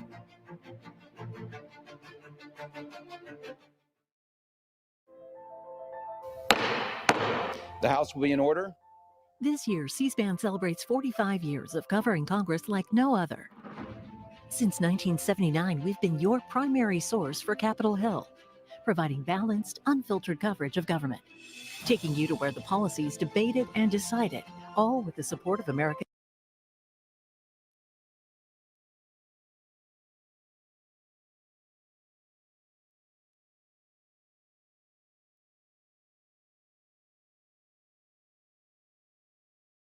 Sorry. Okay. I think we have one more commercial break that's happening. But let's talk about let's let's quickly just talk about what the fuck just happened. All right. Audio good? Unmuted? We're good? Give me a thumbs up if you can hear me. I'm good. Okay. Let's talk about this. All right. So multiple times, Kamala Harris has just straight up, I mean, she keeps baiting him and he keeps falling for it, right?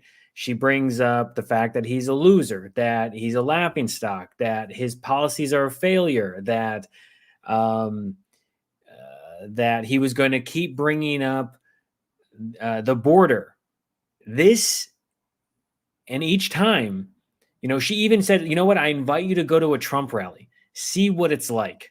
She knows exactly. She's got to read, as Misanthropic says, or rather, as Scorpio's course says, he looks weak. He does. As Misanthropic says, she reads him.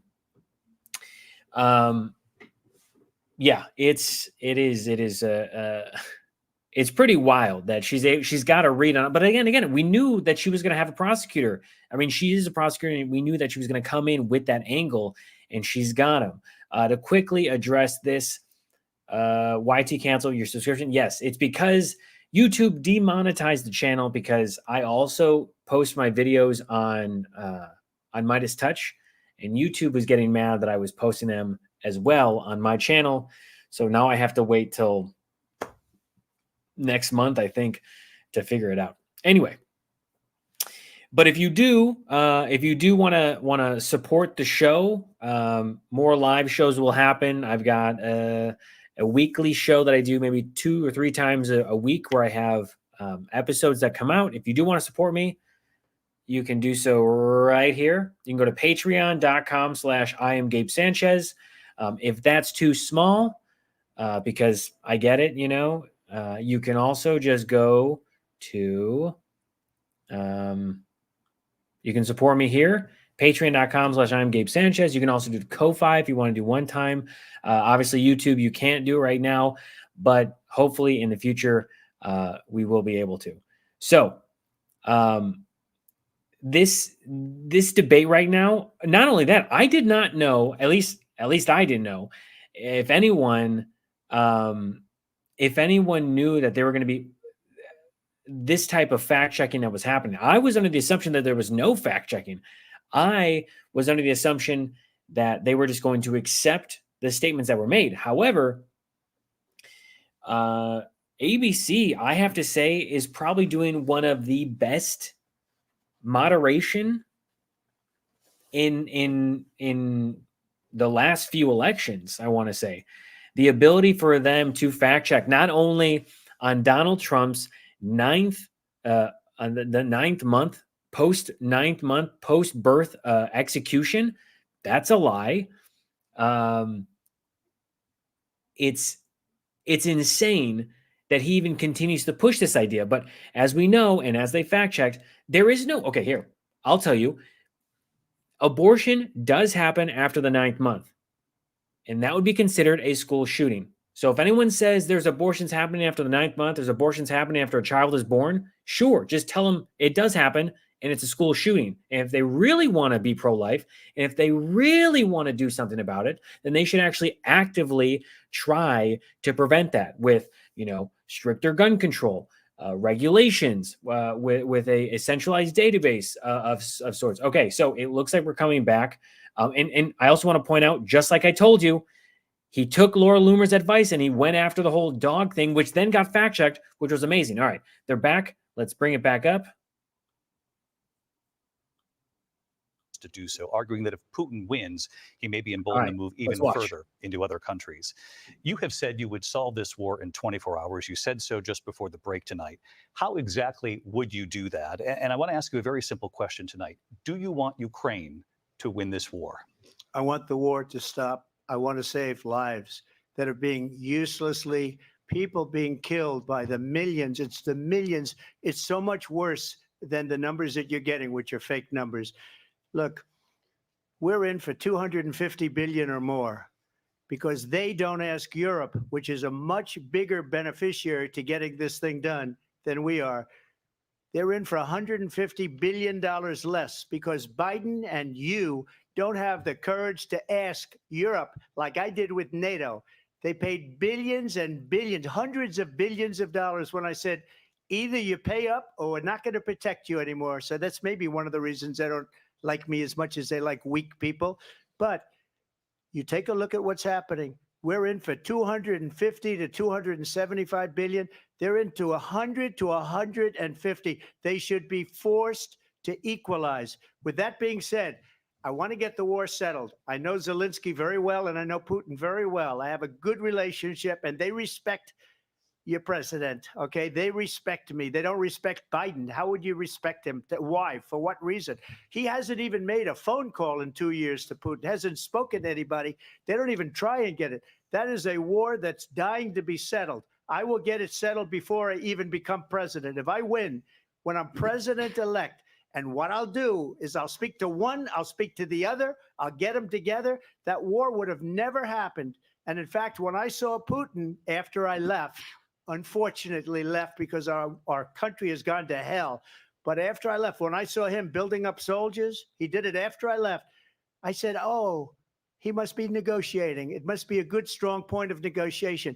Well, it wasn't, because Biden had no idea how to talk to him. He had no idea how to stop it. And now you have millions of people dead, and it's only getting worse, and it could lead to World War III. Don't kid yourself, David.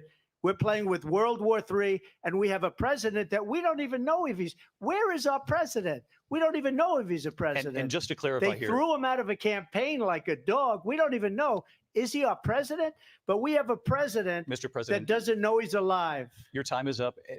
Just to clarify in the question, do you believe it's in the U.S. best interest for Ukraine to win this war? Yes or no? I think it's the U.S. best interest to get this war finished and just get it done. All right. Negotiate a deal, because we have to stop all of these human lives from being destroyed. I want to take this to Vice President Harris. I want to get your thoughts on support for Ukraine in this moment, but also as Commander-in-Chief, if elected, how would you deal with Vladimir Putin, and would it be any different from what we're seeing from President Biden?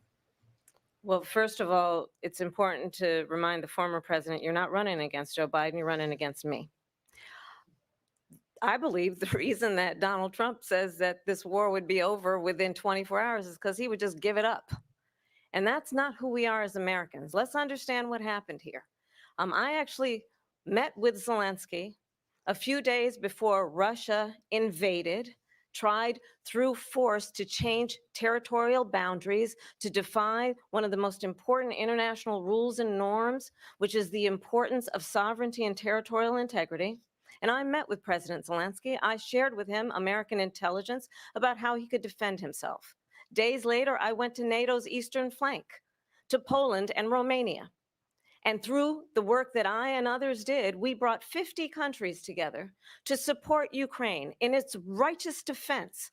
And because of our support, because of the air defense, the ammunition, the artillery, the javelins, the Abrams tanks that we have provided, Ukraine stands as an independent and free country. If Donald Trump were president, Putin would be sitting in Kyiv right now. And understand what that would mean, because Putin's agenda is not just about Ukraine. Understand why the European allies and our NATO allies are so thankful that you are no longer president, and that we understand the importance of the greatest military alliance the world has ever known, which is NATO, and what we have done to preserve the ability of Zelensky and the Ukrainians to fight for their independence. Otherwise, Putin would be sitting in Kyiv with his eyes on the rest of Europe, starting with Poland. And why don't you tell the 800,000 Polish Americans right here in Pennsylvania how quickly you would give up for the sake of favor and what you think is a friendship with what is known to be a dictator who would eat you for lunch? Vice President Harris, thank you. We've heard from both of you on Ukraine tonight. Afghanistan came up in the last hour. I wanted her to respond to something you said earlier, and please, I'll give you a minute here. Putin would be sitting in Moscow, and he wouldn't have lost 300,000 men and women, but he would have been sitting in Moscow. Quiet, please. He would have been sitting in Moscow, much happier than he is right now. But eventually, you know, he's got a thing that other people don't have. He's got nuclear weapons. They don't ever talk about that. He's got nuclear weapons. Nobody ever thinks about that. And eventually, maybe he'll use them, and maybe he hasn't been that threatening, but he does have that. Something we don't even like to talk about. Nobody likes to talk about it. But just so you understand, they sent her to negotiate peace before this war started. 3 days later, he went in and he started the war because everything they said was weak and stupid. They said the wrong things. That war should have never started. She was the emissary. They sent her in to negotiate with Zelensky and Putin, and she did. And the war started 3 days later. And that's the kind of talent we have with her. She's worse than Biden. In my opinion, I think he's the worst president in the history of our country. She goes down as the worst vice president in the history of our country. But let me tell you something. She is a horrible negotiator. They sent her in to negotiate. As soon as they left, Putin did the invasion. President Trump, thank you. You did bring up something. You said she went to negotiate with Vladimir Putin. Vice President Harris, have you ever met Vladimir Putin? Can you clarify tonight? Yet again, I said it at the beginning of this debate, you're going to hear a bunch of lies coming from this fellow. And that is another one. When I went to meet with President Zelensky, I've now met with him over 5 times. The reality is it has been about standing as America always should, as a leader upholding international rules and norms, as a leader who shows strength, understanding that the alliances we have around the world are dependent on our ability to look out for our friends and not favor our enemies because you adore strong men instead of caring about democracy. And that is very much what is at stake here. The President of the United States is commander-in-chief. And the American people have a right to rely on a president who understands the significance of America's role and responsibility in terms of ensuring that there is stability and ensuring we stand up for our principles and not sell them for the benefit of personal flattery. We've talked about Ukraine and Vladimir Putin. I do want to talk about Afghanistan. It came up in the first hour of this debate. I want to move on to Afghanistan. Stoltenberg said Trump did the most amazing thing I've ever seen. He got these countries, the 28 countries at the time, to pay up. He said, I've never seen. He's the head of NATO. He said, I've never seen. For years, we were paying almost all of NATO. We were being ripped off by European nations, both on trade and on NATO. I got them to pay up by saying one of the statements you made before, if you don't pay, we're not going to protect you. President Otherwise, Trump. we would have never gotten it. He said it was one of the most incredible jobs that he's ever seen done. Thank you. I want to turn to Afghanistan. It came up in the first hour of the debate, and we witnessed a poignant moment today on Capitol Hill, honoring the soldiers who died in the chaotic withdrawal from Afghanistan. I do want to ask the Vice President, do you believe you bear any responsibility in the way that withdrawal played out? Well, I will tell you, I agreed with President Biden's decision to pull out of Afghanistan. 4 presidents said they would, and Joe Biden did. And as a result, America's taxpayers are not paying the $300 million a day we were paying for that endless war. And as of today, there is not one member of the United States military who is in active duty in a combat zone in any war zone around the world, the first time this century. But let's understand how we got to where we are. Donald Trump, when he was president, negotiated one of the weakest deals you can imagine. He calls himself a deal maker. Even his national security advisor said it was a weak, terrible deal. And here's how it went down. He bypassed the Afghan government. He negotiated directly with a terrorist organization called the Taliban. The negotiation involved the Taliban getting 5,000 Taliban terrorists released. And get this, and the president at the time invited the Taliban to Camp David, a place of storied significance for us as Americans, a place where we honor the importance of American diplomacy, where we invite and receive respected world leaders. And this former president, as president, invited them to Camp David because he does not, again, appreciate the role and responsibility of the President of the United States to be commander in chief with a level of respect.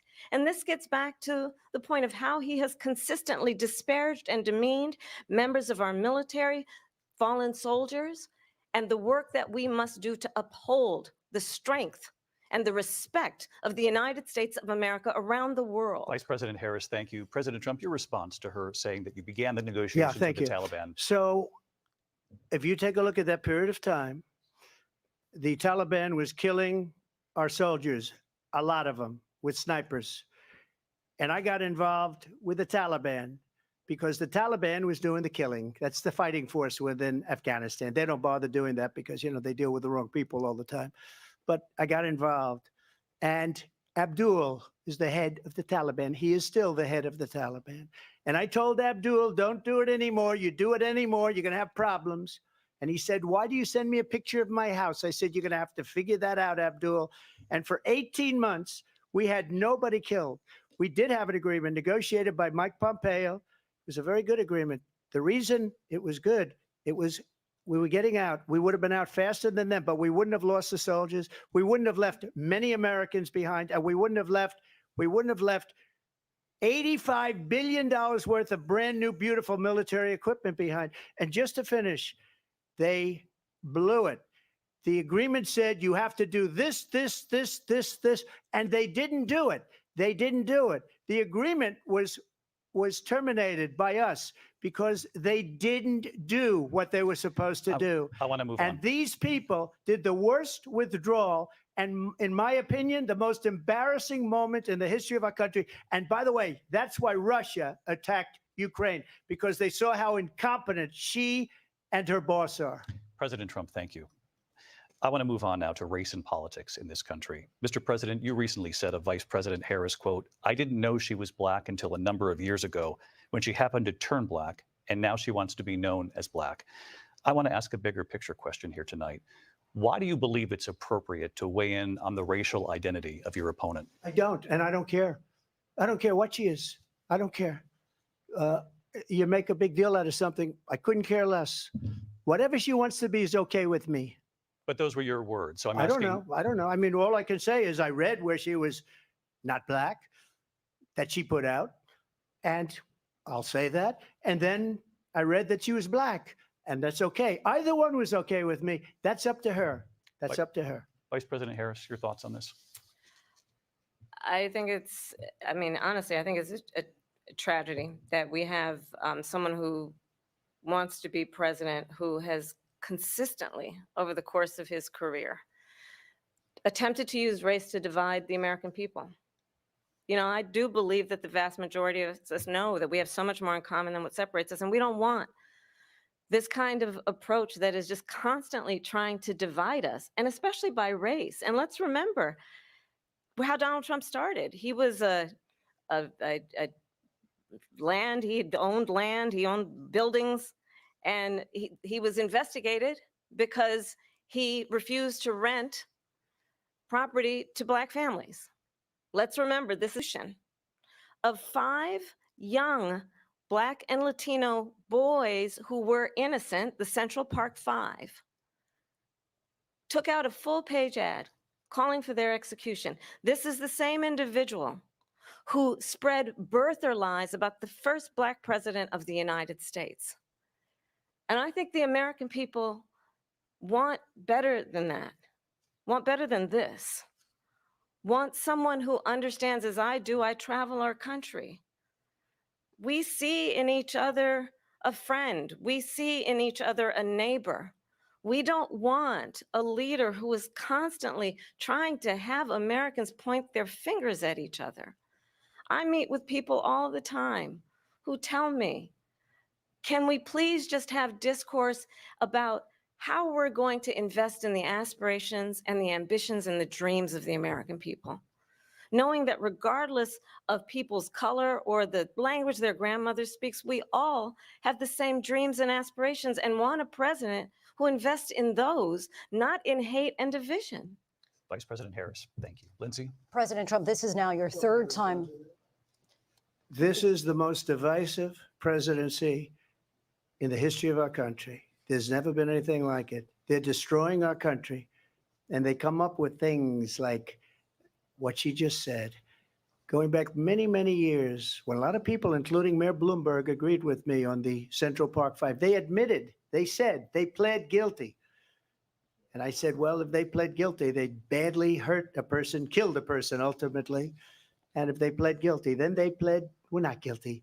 But this is a person that has to stretch back years, 40, 50 years ago, because there's nothing now. I built one of the greatest economies in the history of the world, and I'm going to build it again. It's going to be bigger, better, and stronger. But they're destroying our economy. They have no idea what a good economy is. Their oil policies, every single policy. And remember this, she is Biden. You know, she's trying to get away from Biden. I don't know the gentleman, she says.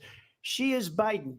The worst inflation we've ever had, a horrible economy because inflation has made it so bad, and she can't get away with that. Thank you. Your time is up. I want to respond to that, though. I want to just respond briefly.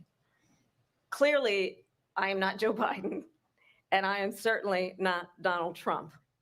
And what I do offer is a new generation of leadership for our country, one who believes in what is possible, one who brings a sense of optimism about what we can do instead of always disparaging the American people.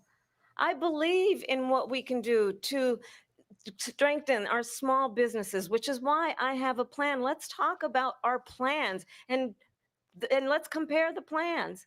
I have a plan to give startup businesses $50,000 tax deduction, to pursue their ambitions, their innovation, their ideas, their hard work. I have a plan, $6,000 for young families for the first year of your child's life to help you in that most critical stage of your child's development. I have a plan that is about allowing people to be able to pursue what has been fleeting in terms of the American dream by offering a help with down payment of $25,000 down payment assistance for first-time home buyers. That's the kind of conversation, I believe, David, that people really want tonight, as opposed to a conversation that is constantly about belittling and name-calling. Let's turn the page Vice President and move Harris, forward. thank you. Let's turn to policy. President Let's Trump, turn back we to have policy. to move on. President Trump. Let's turn to policy, She has please. a plan to defund the police. She has a plan to confiscate everybody's gun. President Trump, she we has do a have to plan move to on to not other allow issues. fracking in Pennsylvania or anywhere else. Okay. That's you, what Mr. her President. plan is until just recently. I just need Lindsay, to go ahead. respond President because Trump, the President former Trump. president has said No, I'm something sorry. twice that I need to No, respond to. I'm sorry. We're I just gonna need to move on, respond Vice one President time Harris. to what he has President said Trump, this multiple is times. now your Yes. third time running for president. You have long vowed to repeal and replace the Affordable Care Act, also known as Obamacare. You have failed to accomplish that. You now say you're going to keep Obamacare, quote, unless we can do something much better. Correct. Last month, you said, quote, we're working on it. So tonight, 9 years after you first started running, do you have a plan, and can you tell us what it is? Obamacare was lousy health care, always was. It's not very good today. And what I said, that if we come up with something, and we are working on things, we're going to do it and we're going to replace it. But remember this, I inherited Obamacare because Democrats wouldn't change it. They wouldn't vote for it. They were unanimous. They wouldn't vote to change it. If they would have done that, we would have had a much better plan than Obamacare. But the Democrats came up, they wouldn't vote for it. I had a choice to make when I was president. Do I save it and make it as good as it can be, never going to be great, or do I let it rot? And I felt I had an obligation, even though politically it would have been good to just let it rot and let it go away. I decided, and I told my people, the top people, and they're very good people. I have a lot of good people in that administration. We read about the bad ones. We had some real bad ones too, and so do they. They have really bad ones. The difference is they don't get rid of them. But let me just explain. I had a choice to make. Do I save it and make it as good as it can be, or do I let it rot? And I saved it. I did the right thing. But it's still never going to be great, and it's too expensive for people. And what we will do is we're looking at different plans. If we can come up with a plan that's going to cost our people, our population, less money and be better health care than Obamacare, then I would absolutely do it. But until then, I'd run it as good as it can be run. So just a yes or no, you still do not have a plan. I have concepts of a plan. I'm not president right now. But if we come up with something. I would only change it if we come up with something that's better and less expensive.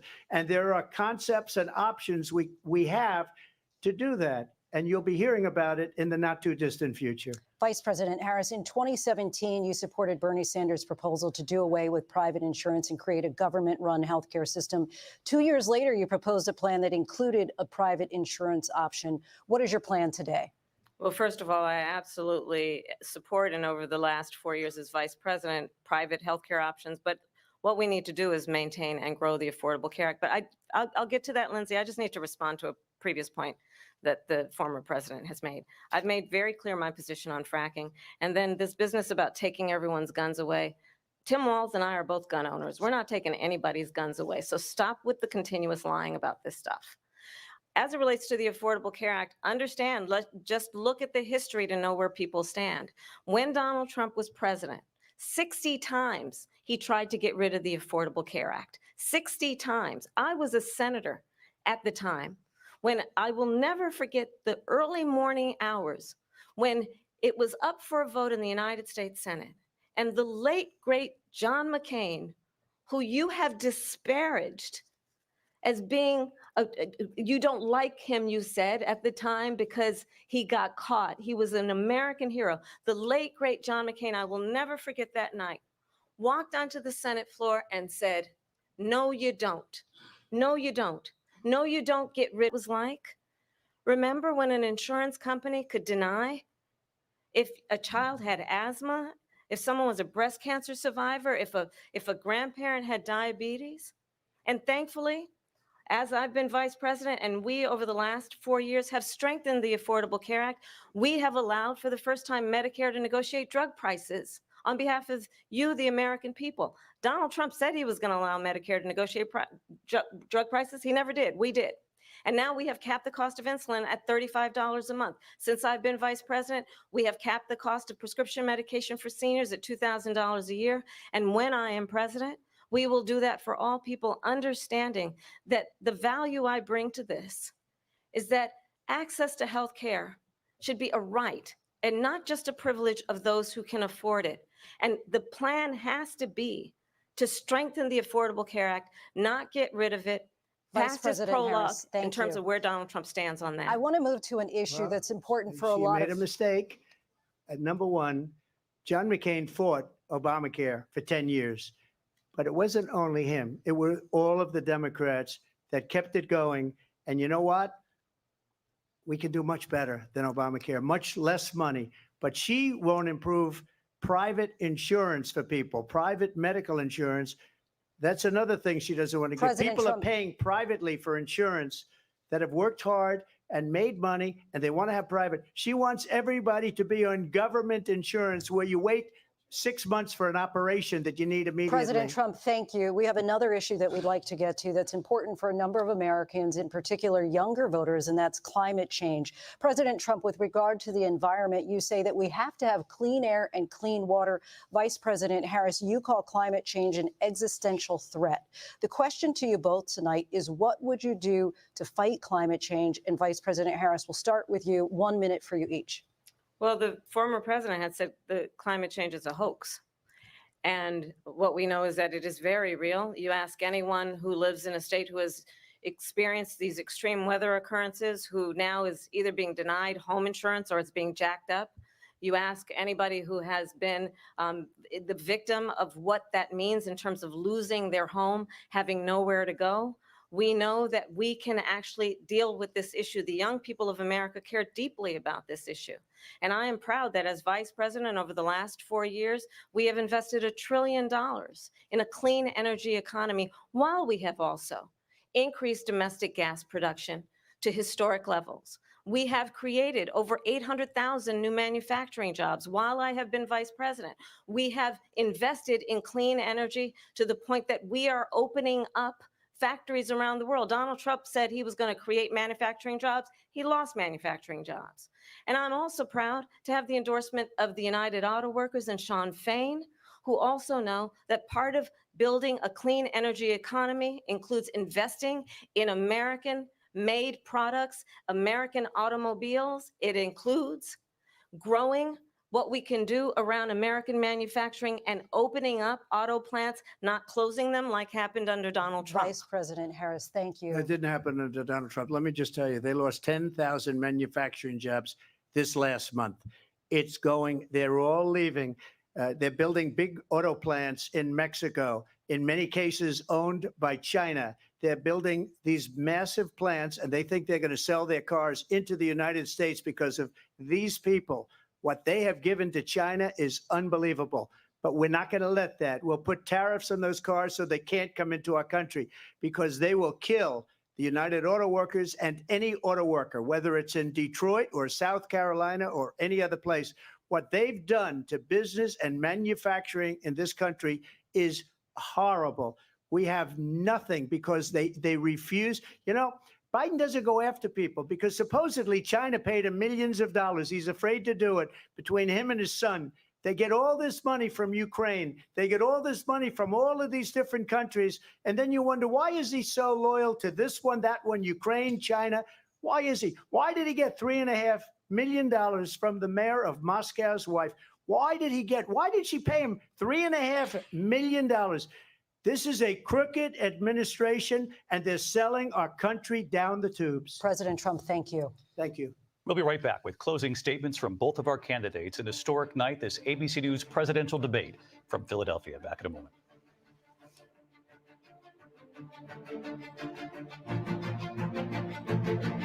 The ABC News presidential debate will continue after this.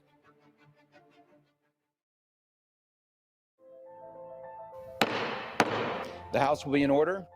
This year, C-SPAN celebrates 45 years of covering Congress like no other. Since 1979, we've been your primary source for Capitol Hill, providing balanced, unfiltered coverage of government, taking you to where the policies debated and decided, all with the support of America. Whoa, baby.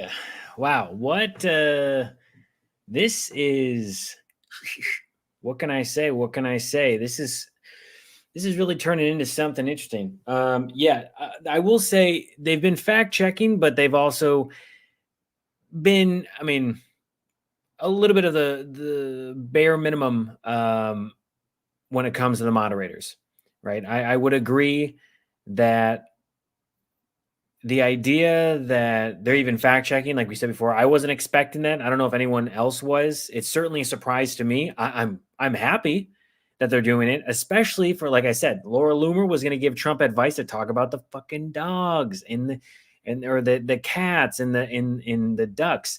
But as we've seen, they got fact checked on that, which was great. They got fact checked on the late term 9-month post abortion, which was great. He got fact checked on January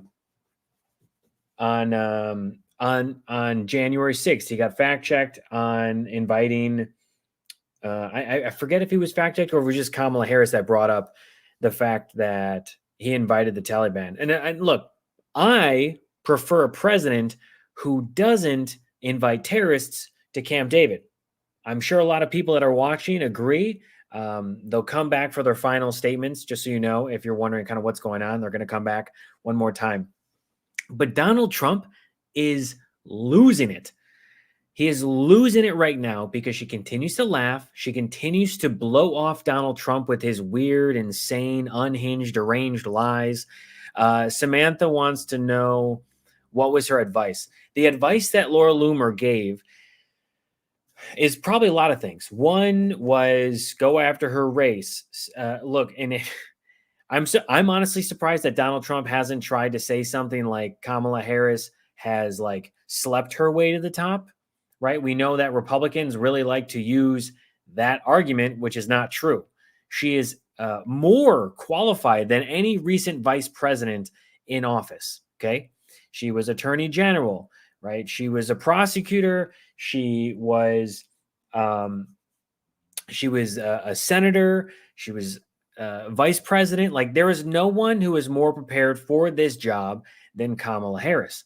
And Donald Trump, probably in the medley of advice that Laura Loomer gave him, was talk about the migrants, talk about the Haitians that are eating cats and ducks and dogs and all these other things, right? The fact that Donald Trump said, I saw it on TV, they talked about it on TV, is hilarious, because it's just, it really is just like, just trust me, bro. Like, what's your source? Well, I saw it on TV. Well, you could see a lot of things on TV, right? You could see the fact that Donald Trump was quoting Laura Ingraham and Sean Hannity and Jesse Waters when they were like, well, what about this? And he's like, well, they said this and they said that, so this must be true. Donald Trump lost manufacturing jobs. Donald Trump sold chips. Donald Trump, and when I say that, I say like microchips.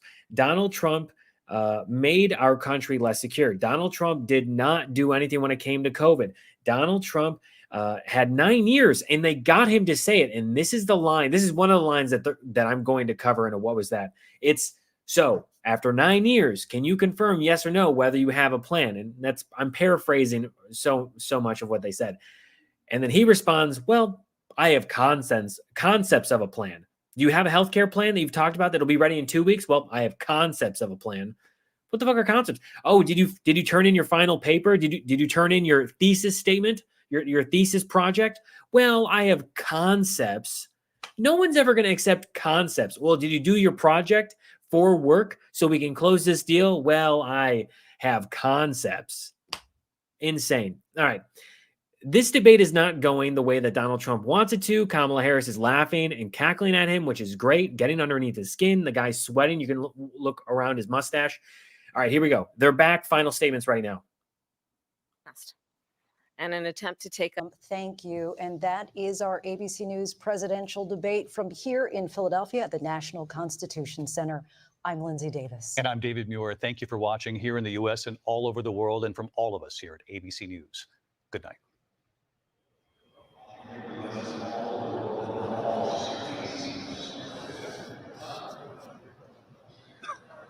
And that concludes the ABC presidential debate. C-SPAN's coverage of it continues here tonight with viewer reaction and reaction on the ground from the candidates' supporters. You can see reporters swarming there in the spin room. Let's go down into the spin room at the Philadelphia Convention Center and listen in. She's moving in the right direction, showing up in the right parts of our state in order to make the case.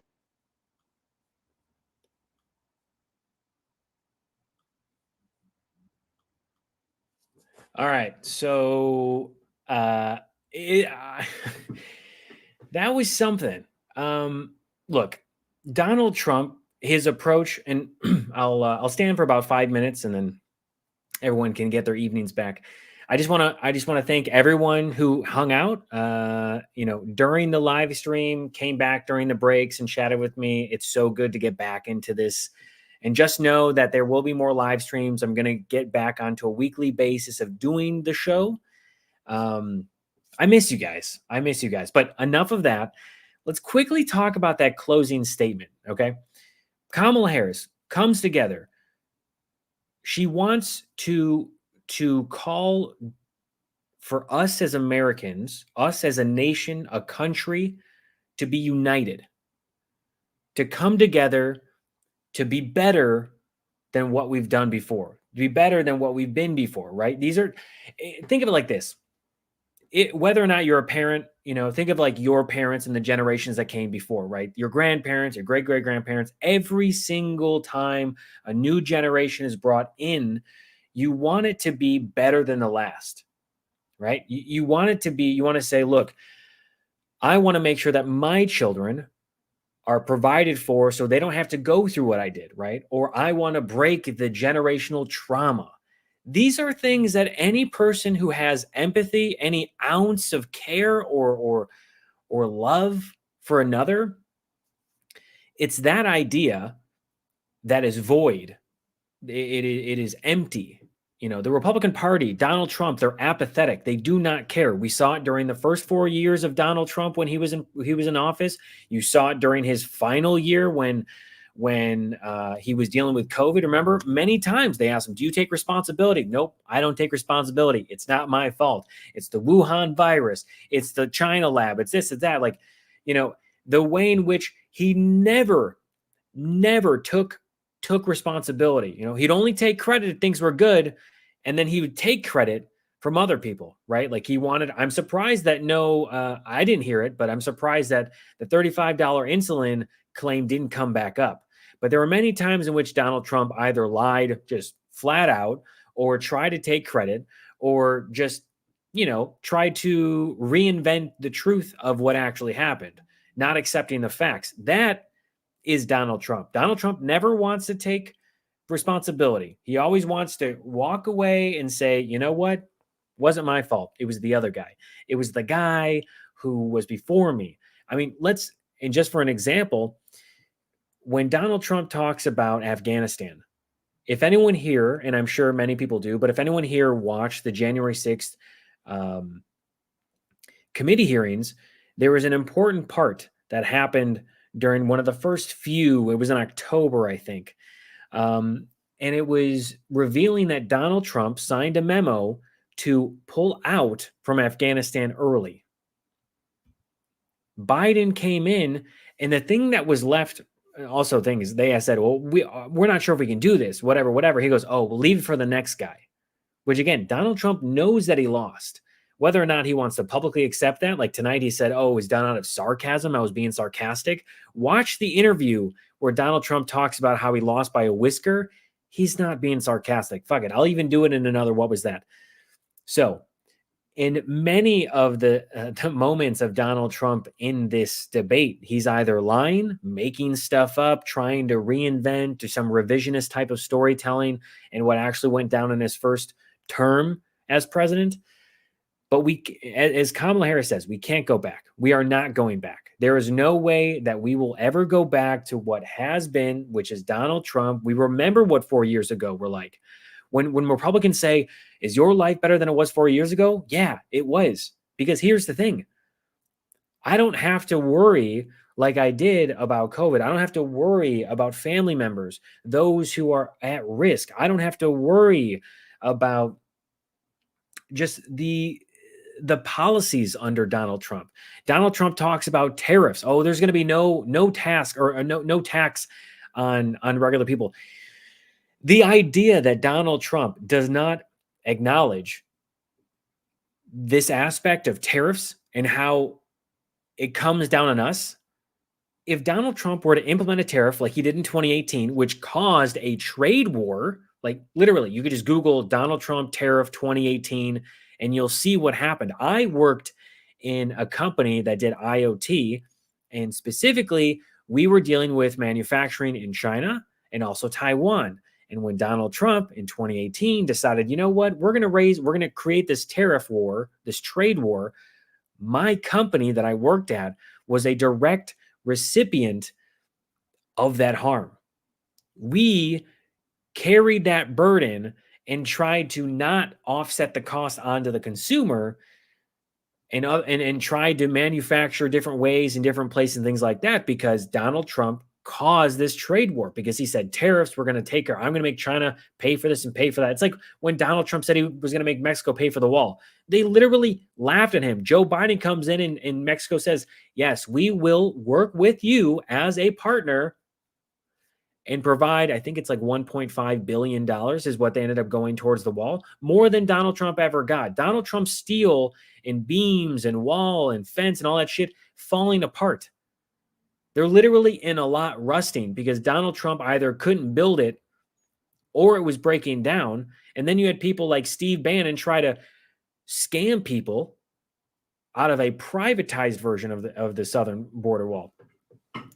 So Donald Trump is all lies, make-believe, confusion. I mean, Kamala Harris even said it. She's like, I don't know if this guy is just straight up lying or we have a guy that's standing to the right that is confused about what happened, which is a somewhat subtle way of calling into Donald Trump's cognitive ability. But this debate, I have to say, was hands down, despite the fact that ABC let Trump talk in certain parts when he shouldn't have been allowed to and didn't fact check everything, I will say they did fact check on a lot of the things that were important. And tomorrow, I guarantee, I even shared if you follow me on Instagram, if you don't, make sure to check me out at I am Gabe Sanchez. It's the same Same. There we go. Handle right there. So if you want to follow me on other platforms, you can go, I am Gabe Sanchez, because I shared a tweet from Eric Erickson where he says, you dumb motherfuckers, you got him to repeat the lie about the dead pets or the Haitians eating the pets. Tomorrow, I can guarantee that on Morning Joe, on Good Morning America, on CNN, they're probably going to cover it tonight as well. But what I can assume is that they're going to cover those certain things. I have concepts of a plan. Donald Trump still does not have a healthcare plan, despite it being 9 years later. Donald Trump tried to spread this false claim that Haitians were eating ducks and cats. The thing that Republicans have tried in the last 3 days or so to spread about the migrants coming across. They're coming and they're eating these animals. Protect the animals, protect the cats, protect the ducks, all the shit. And no, it was debunked. I'm glad that David did that. I'm glad, because that was one of the more insane claims that he did. But there were many times in which Kamala Harris just straight up was like, that's not real. That's not a real thing. That's a lie. That's a lie. And I'm so glad that she did. There's no other way to put it. Kamala Harris did a great job. She talked about unity. She talked about this getting away from this idea of division that Donald Trump loves to rile the base up with. He loves to separate and segregate us because he's a racist, but he loves to segregate us into groups, into buckets. He wants, things for his rich, wealthy, Christian, white, religious people, whatever. And he doesn't want it to be available, those rights, whatever it might be, for Latinos, Black people, women. I mean, the moment in which Donald Trump decided to double down on the claim that the Central Park Five were guilty, I don't know what rules for defamation on Donald Trump as a former president hold, because he's not in office anymore. But the idea that he would say those things on stage, I don't know legally if there's anything there, but sounds pretty close to defamation for him to say, well, they said they were guilty and they admitted to the crime and they murdered that person, and then they said they weren't. Like, people need to understand the story of the Central Park Five. And even if people haven't seen it, there's a dramatic series, a mini series called When They See Us. It's on Netflix. If you haven't watched it, I highly recommend it. It is very well done. But it really goes to what Papa Soup here brings up. Police force them to confess. If you watch the mini series, which again, I highly recommend, I thought it was very well done. There's some very good talent in that movie, in that mini series, actually, that discusses this. Right? Donald Trump taking out a full page ad, Donald Trump going on TV, Donald Trump advocating for executing 5 innocent Latino and Black teenagers who spent years in jail, and then only later were they exonerated. And Donald Trump, even years after, and after they were exonerated, was asked by a reporter, and when he was in office as president, Donald Trump said, well, you know what? I still think they did it. That is who Donald Trump is. Donald Trump's a racist. He hates women. Also, did you notice how he barely looked at Kamala Harris at the whole thing? Sometimes he'd give her a side eye. Sometimes he would kind of look in this direction. But for the most part, Kamala Harris here, engaging, sometimes laughing, cackling, because the things that he said were just insane. But then when you look at Donald Trump, he's kind of like giving this side-eye glance over here. Just watch back through either this live or there'll be clips online. Donald Trump should not be in office. And if you got anything from this debate, it shows that Kamala Harris is the only one who is working to unite this country by saying, I want to offer you a tax credit for a parent. I want to give you $6,000. I don't see any Republican who says that they're pro-life give any of that. No one has ever said, oh, we should give them a child tax credit. I want to give you $6,000 so you can give it for your child or your children so they get the right food, nutrition, care, schooling, protection, whatever it might be. Then you have to look at the fact that she's like, look, I want to give small businesses $50,000, right? She's talked about how she wants to give a $25,000 loan for first-time buyers. She wants to talk about, she has all of these plans, and Donald Trump has nothing. And what we have to remember is that when you look at the final thing that is said in this debate that just happened, Kamala Harris comes out and she says, I want to bring the country together. We have such an opportunity. There is such an opportunity for us to be better than what we were. Again, like I said, when I came back, it's the idea that as the next generation, right, or the previous generation wants the next generation of kids or family or whoever to be better than the last, not having to go through that trauma, to not have to go through that type of living situation. And we should have the same for ourselves and also those who come after us, right? We want to advance this country to be better, to maximize its potential, right? To give it the opportunity to be independent business owners, to not have to live paycheck to paycheck, to not have to allow children to go into food poverty, to improve our schooling system and keep it funded, despite what Republicans want to do with it, which is defund it in Project 2025. The fact that we want to have people with merit and standing and education and the right people to be involved in government, not just Schedule F, let's fire everyone and only put Trump loyalists in, which is what Project 2025 is, right? You have to look at these things and say, Donald Trump and the Republican Party are not offering these things to us. Kamala Harris and Tim Walz are. It's really that simple. There's nothing else offered by Donald Trump and the Republican Party. The border deal, killed because Donald Trump said so, right? Donald Trump didn't want Joe Biden and Kamala Harris to have that win, right? He talked about student loans. Oh, he teased them. Oh, he taunted them, this and that. Well, you bring up these federal judges and you bring up the Supreme Court, but who were those people that were appointed? Like, who appointed those judges? Who appointed those justices? It was Donald Trump. The idea that this guy can go, oh, well, you know what? They taunted you with this stuff, with this plan and that plan and this and that. Well, guess what? Guess who was standing in their way, obstructing that from happening? Donald Trump, Republicans. Republican appointed federal judges, justices. He took credit for Roe v. Wade. I mean, if there was any single topic that I took away, and I thought that Kamala Harris did a phenomenal job, is when she said,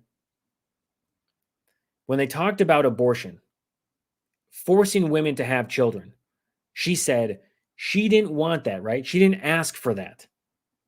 And that's what Republicans want. They want to force women to do what they want without any say. There's no bodily autonomy. They regardless of what their health situation is, they don't care. They just want you to do what they want. And so when you look back at the final statements that were made in this debate, Kamala Harris says she wants to unite the country, provide opportunity, allow people to build up from the middle class out, just like Joe Biden and her started. What does Donald Trump do? He says that this country is a failing nation. A failing nation. There's nothing good. We got people doing this and crime here and this, that. Crime has gone down. Border crossings have gone down. Inflation has gone down. Jobs have gone up. The stock market has gone up. The workforce manufacturing chips, bringing chips to America, microchips, making America first. These are all things that Republicans say they will do, right? They say they're pro-life and they're pro-labor and they're America first and all these things, and they're fucking not. It's all talk, no walk. And that is what Donald Trump did in his last moments. Instead of being like, hey, vote for me because I have these great policies, vote for me because the country's on fire. The last time the country was literally on fire was when people like the Boogaloos, white supremacists, set fires to places like Minneapolis. We had high, intense racial combat that was happening, and Donald Trump was only fanning the flames. The hoaxes, the conspiracies, the race, all this stuff was all Donald Trump. Wouldn't take responsibility, blamed it on Democrats, said it was their fault, said it was Antifa. Didn't want to accept the outcome of the election. That is exactly what's going to happen again. If Donald Trump gets the ability to go back into office for a second term, expect that. And it's not for the fearmonger. It's not to speak on hyperbole. It's to speak, we've seen it before, and Donald Trump was there to break down our country, break down the very fabric of our democracy by denying equal rights to our citizens. It's at the end of the day, the debate was hilarious. Kamala Harris did a great job. She got under Trump's skin. He was triggered, took the bait, and fucking fell for it every time. And the fact that there was just some fact checking on some of the ridiculous claims that Donald Trump made, I was grateful for. Yes, he got to speak over certain parts, and yes, they didn't correct him on everything, but god damn, this was way better than CNN. Dana Bash and Jake Tapper just sat there, did not refute anything that Donald Trump said. It's crazy. Crazy. Anyway, I want to thank everyone who came to this live and watched this with me and during the commercial breaks and after. This has been so fun to do again. There will be more coming up as the election gets closer. If you're not doing what you need to be doing, phone bank, volunteer, put flyers on doors, educate people, help people register to vote, carpool to the polls, whatever you got to do, right? If you got $5, donate. If you don't, that's cool. But with everything else, just make sure that people know November 5th, right? November. Sorry, there was a car. November 5th, the election. That's when it goes down. That's when we show who Donald Trump is, a loser. And we show that to everyone in the country. Donald Trump is a loser. And I also want to say thank you to the moderators who are helping me out during this time. If you do not already follow me or subscribe on YouTube, make sure to do that. If you don't know I'm over on Twitch, make sure to follow me over there. If you are on Discord, you can find it in my link tree. And also, if you do want to support the show, because it is just a one-man show, it is me literally tapping the drums, playing the guitar, and singing into the microphone. It's all me. So if you want to support me, you can go to patreon.com/IamGabeSanchez. You can go to Ko-Fi if you want to do it as well. But any and all help helps keep this show going, because this show is run and supported by people like you. And I wouldn't be here without you guys. So with that being said, I want to say thank you. And make sure to go have some ice cream in celebration, But again, don't let up the gas. Keep going, keep moving, keep progressing forward so that we can make sure that Donald Trump does not get in office. We want Kamala Harris, Tim Walz. That's our candidate. That's the pro-democracy, just pro-democracy, pro-labor, pro-life, true pro-life via pro-choice. So thank you all again. I will see you later. Good night.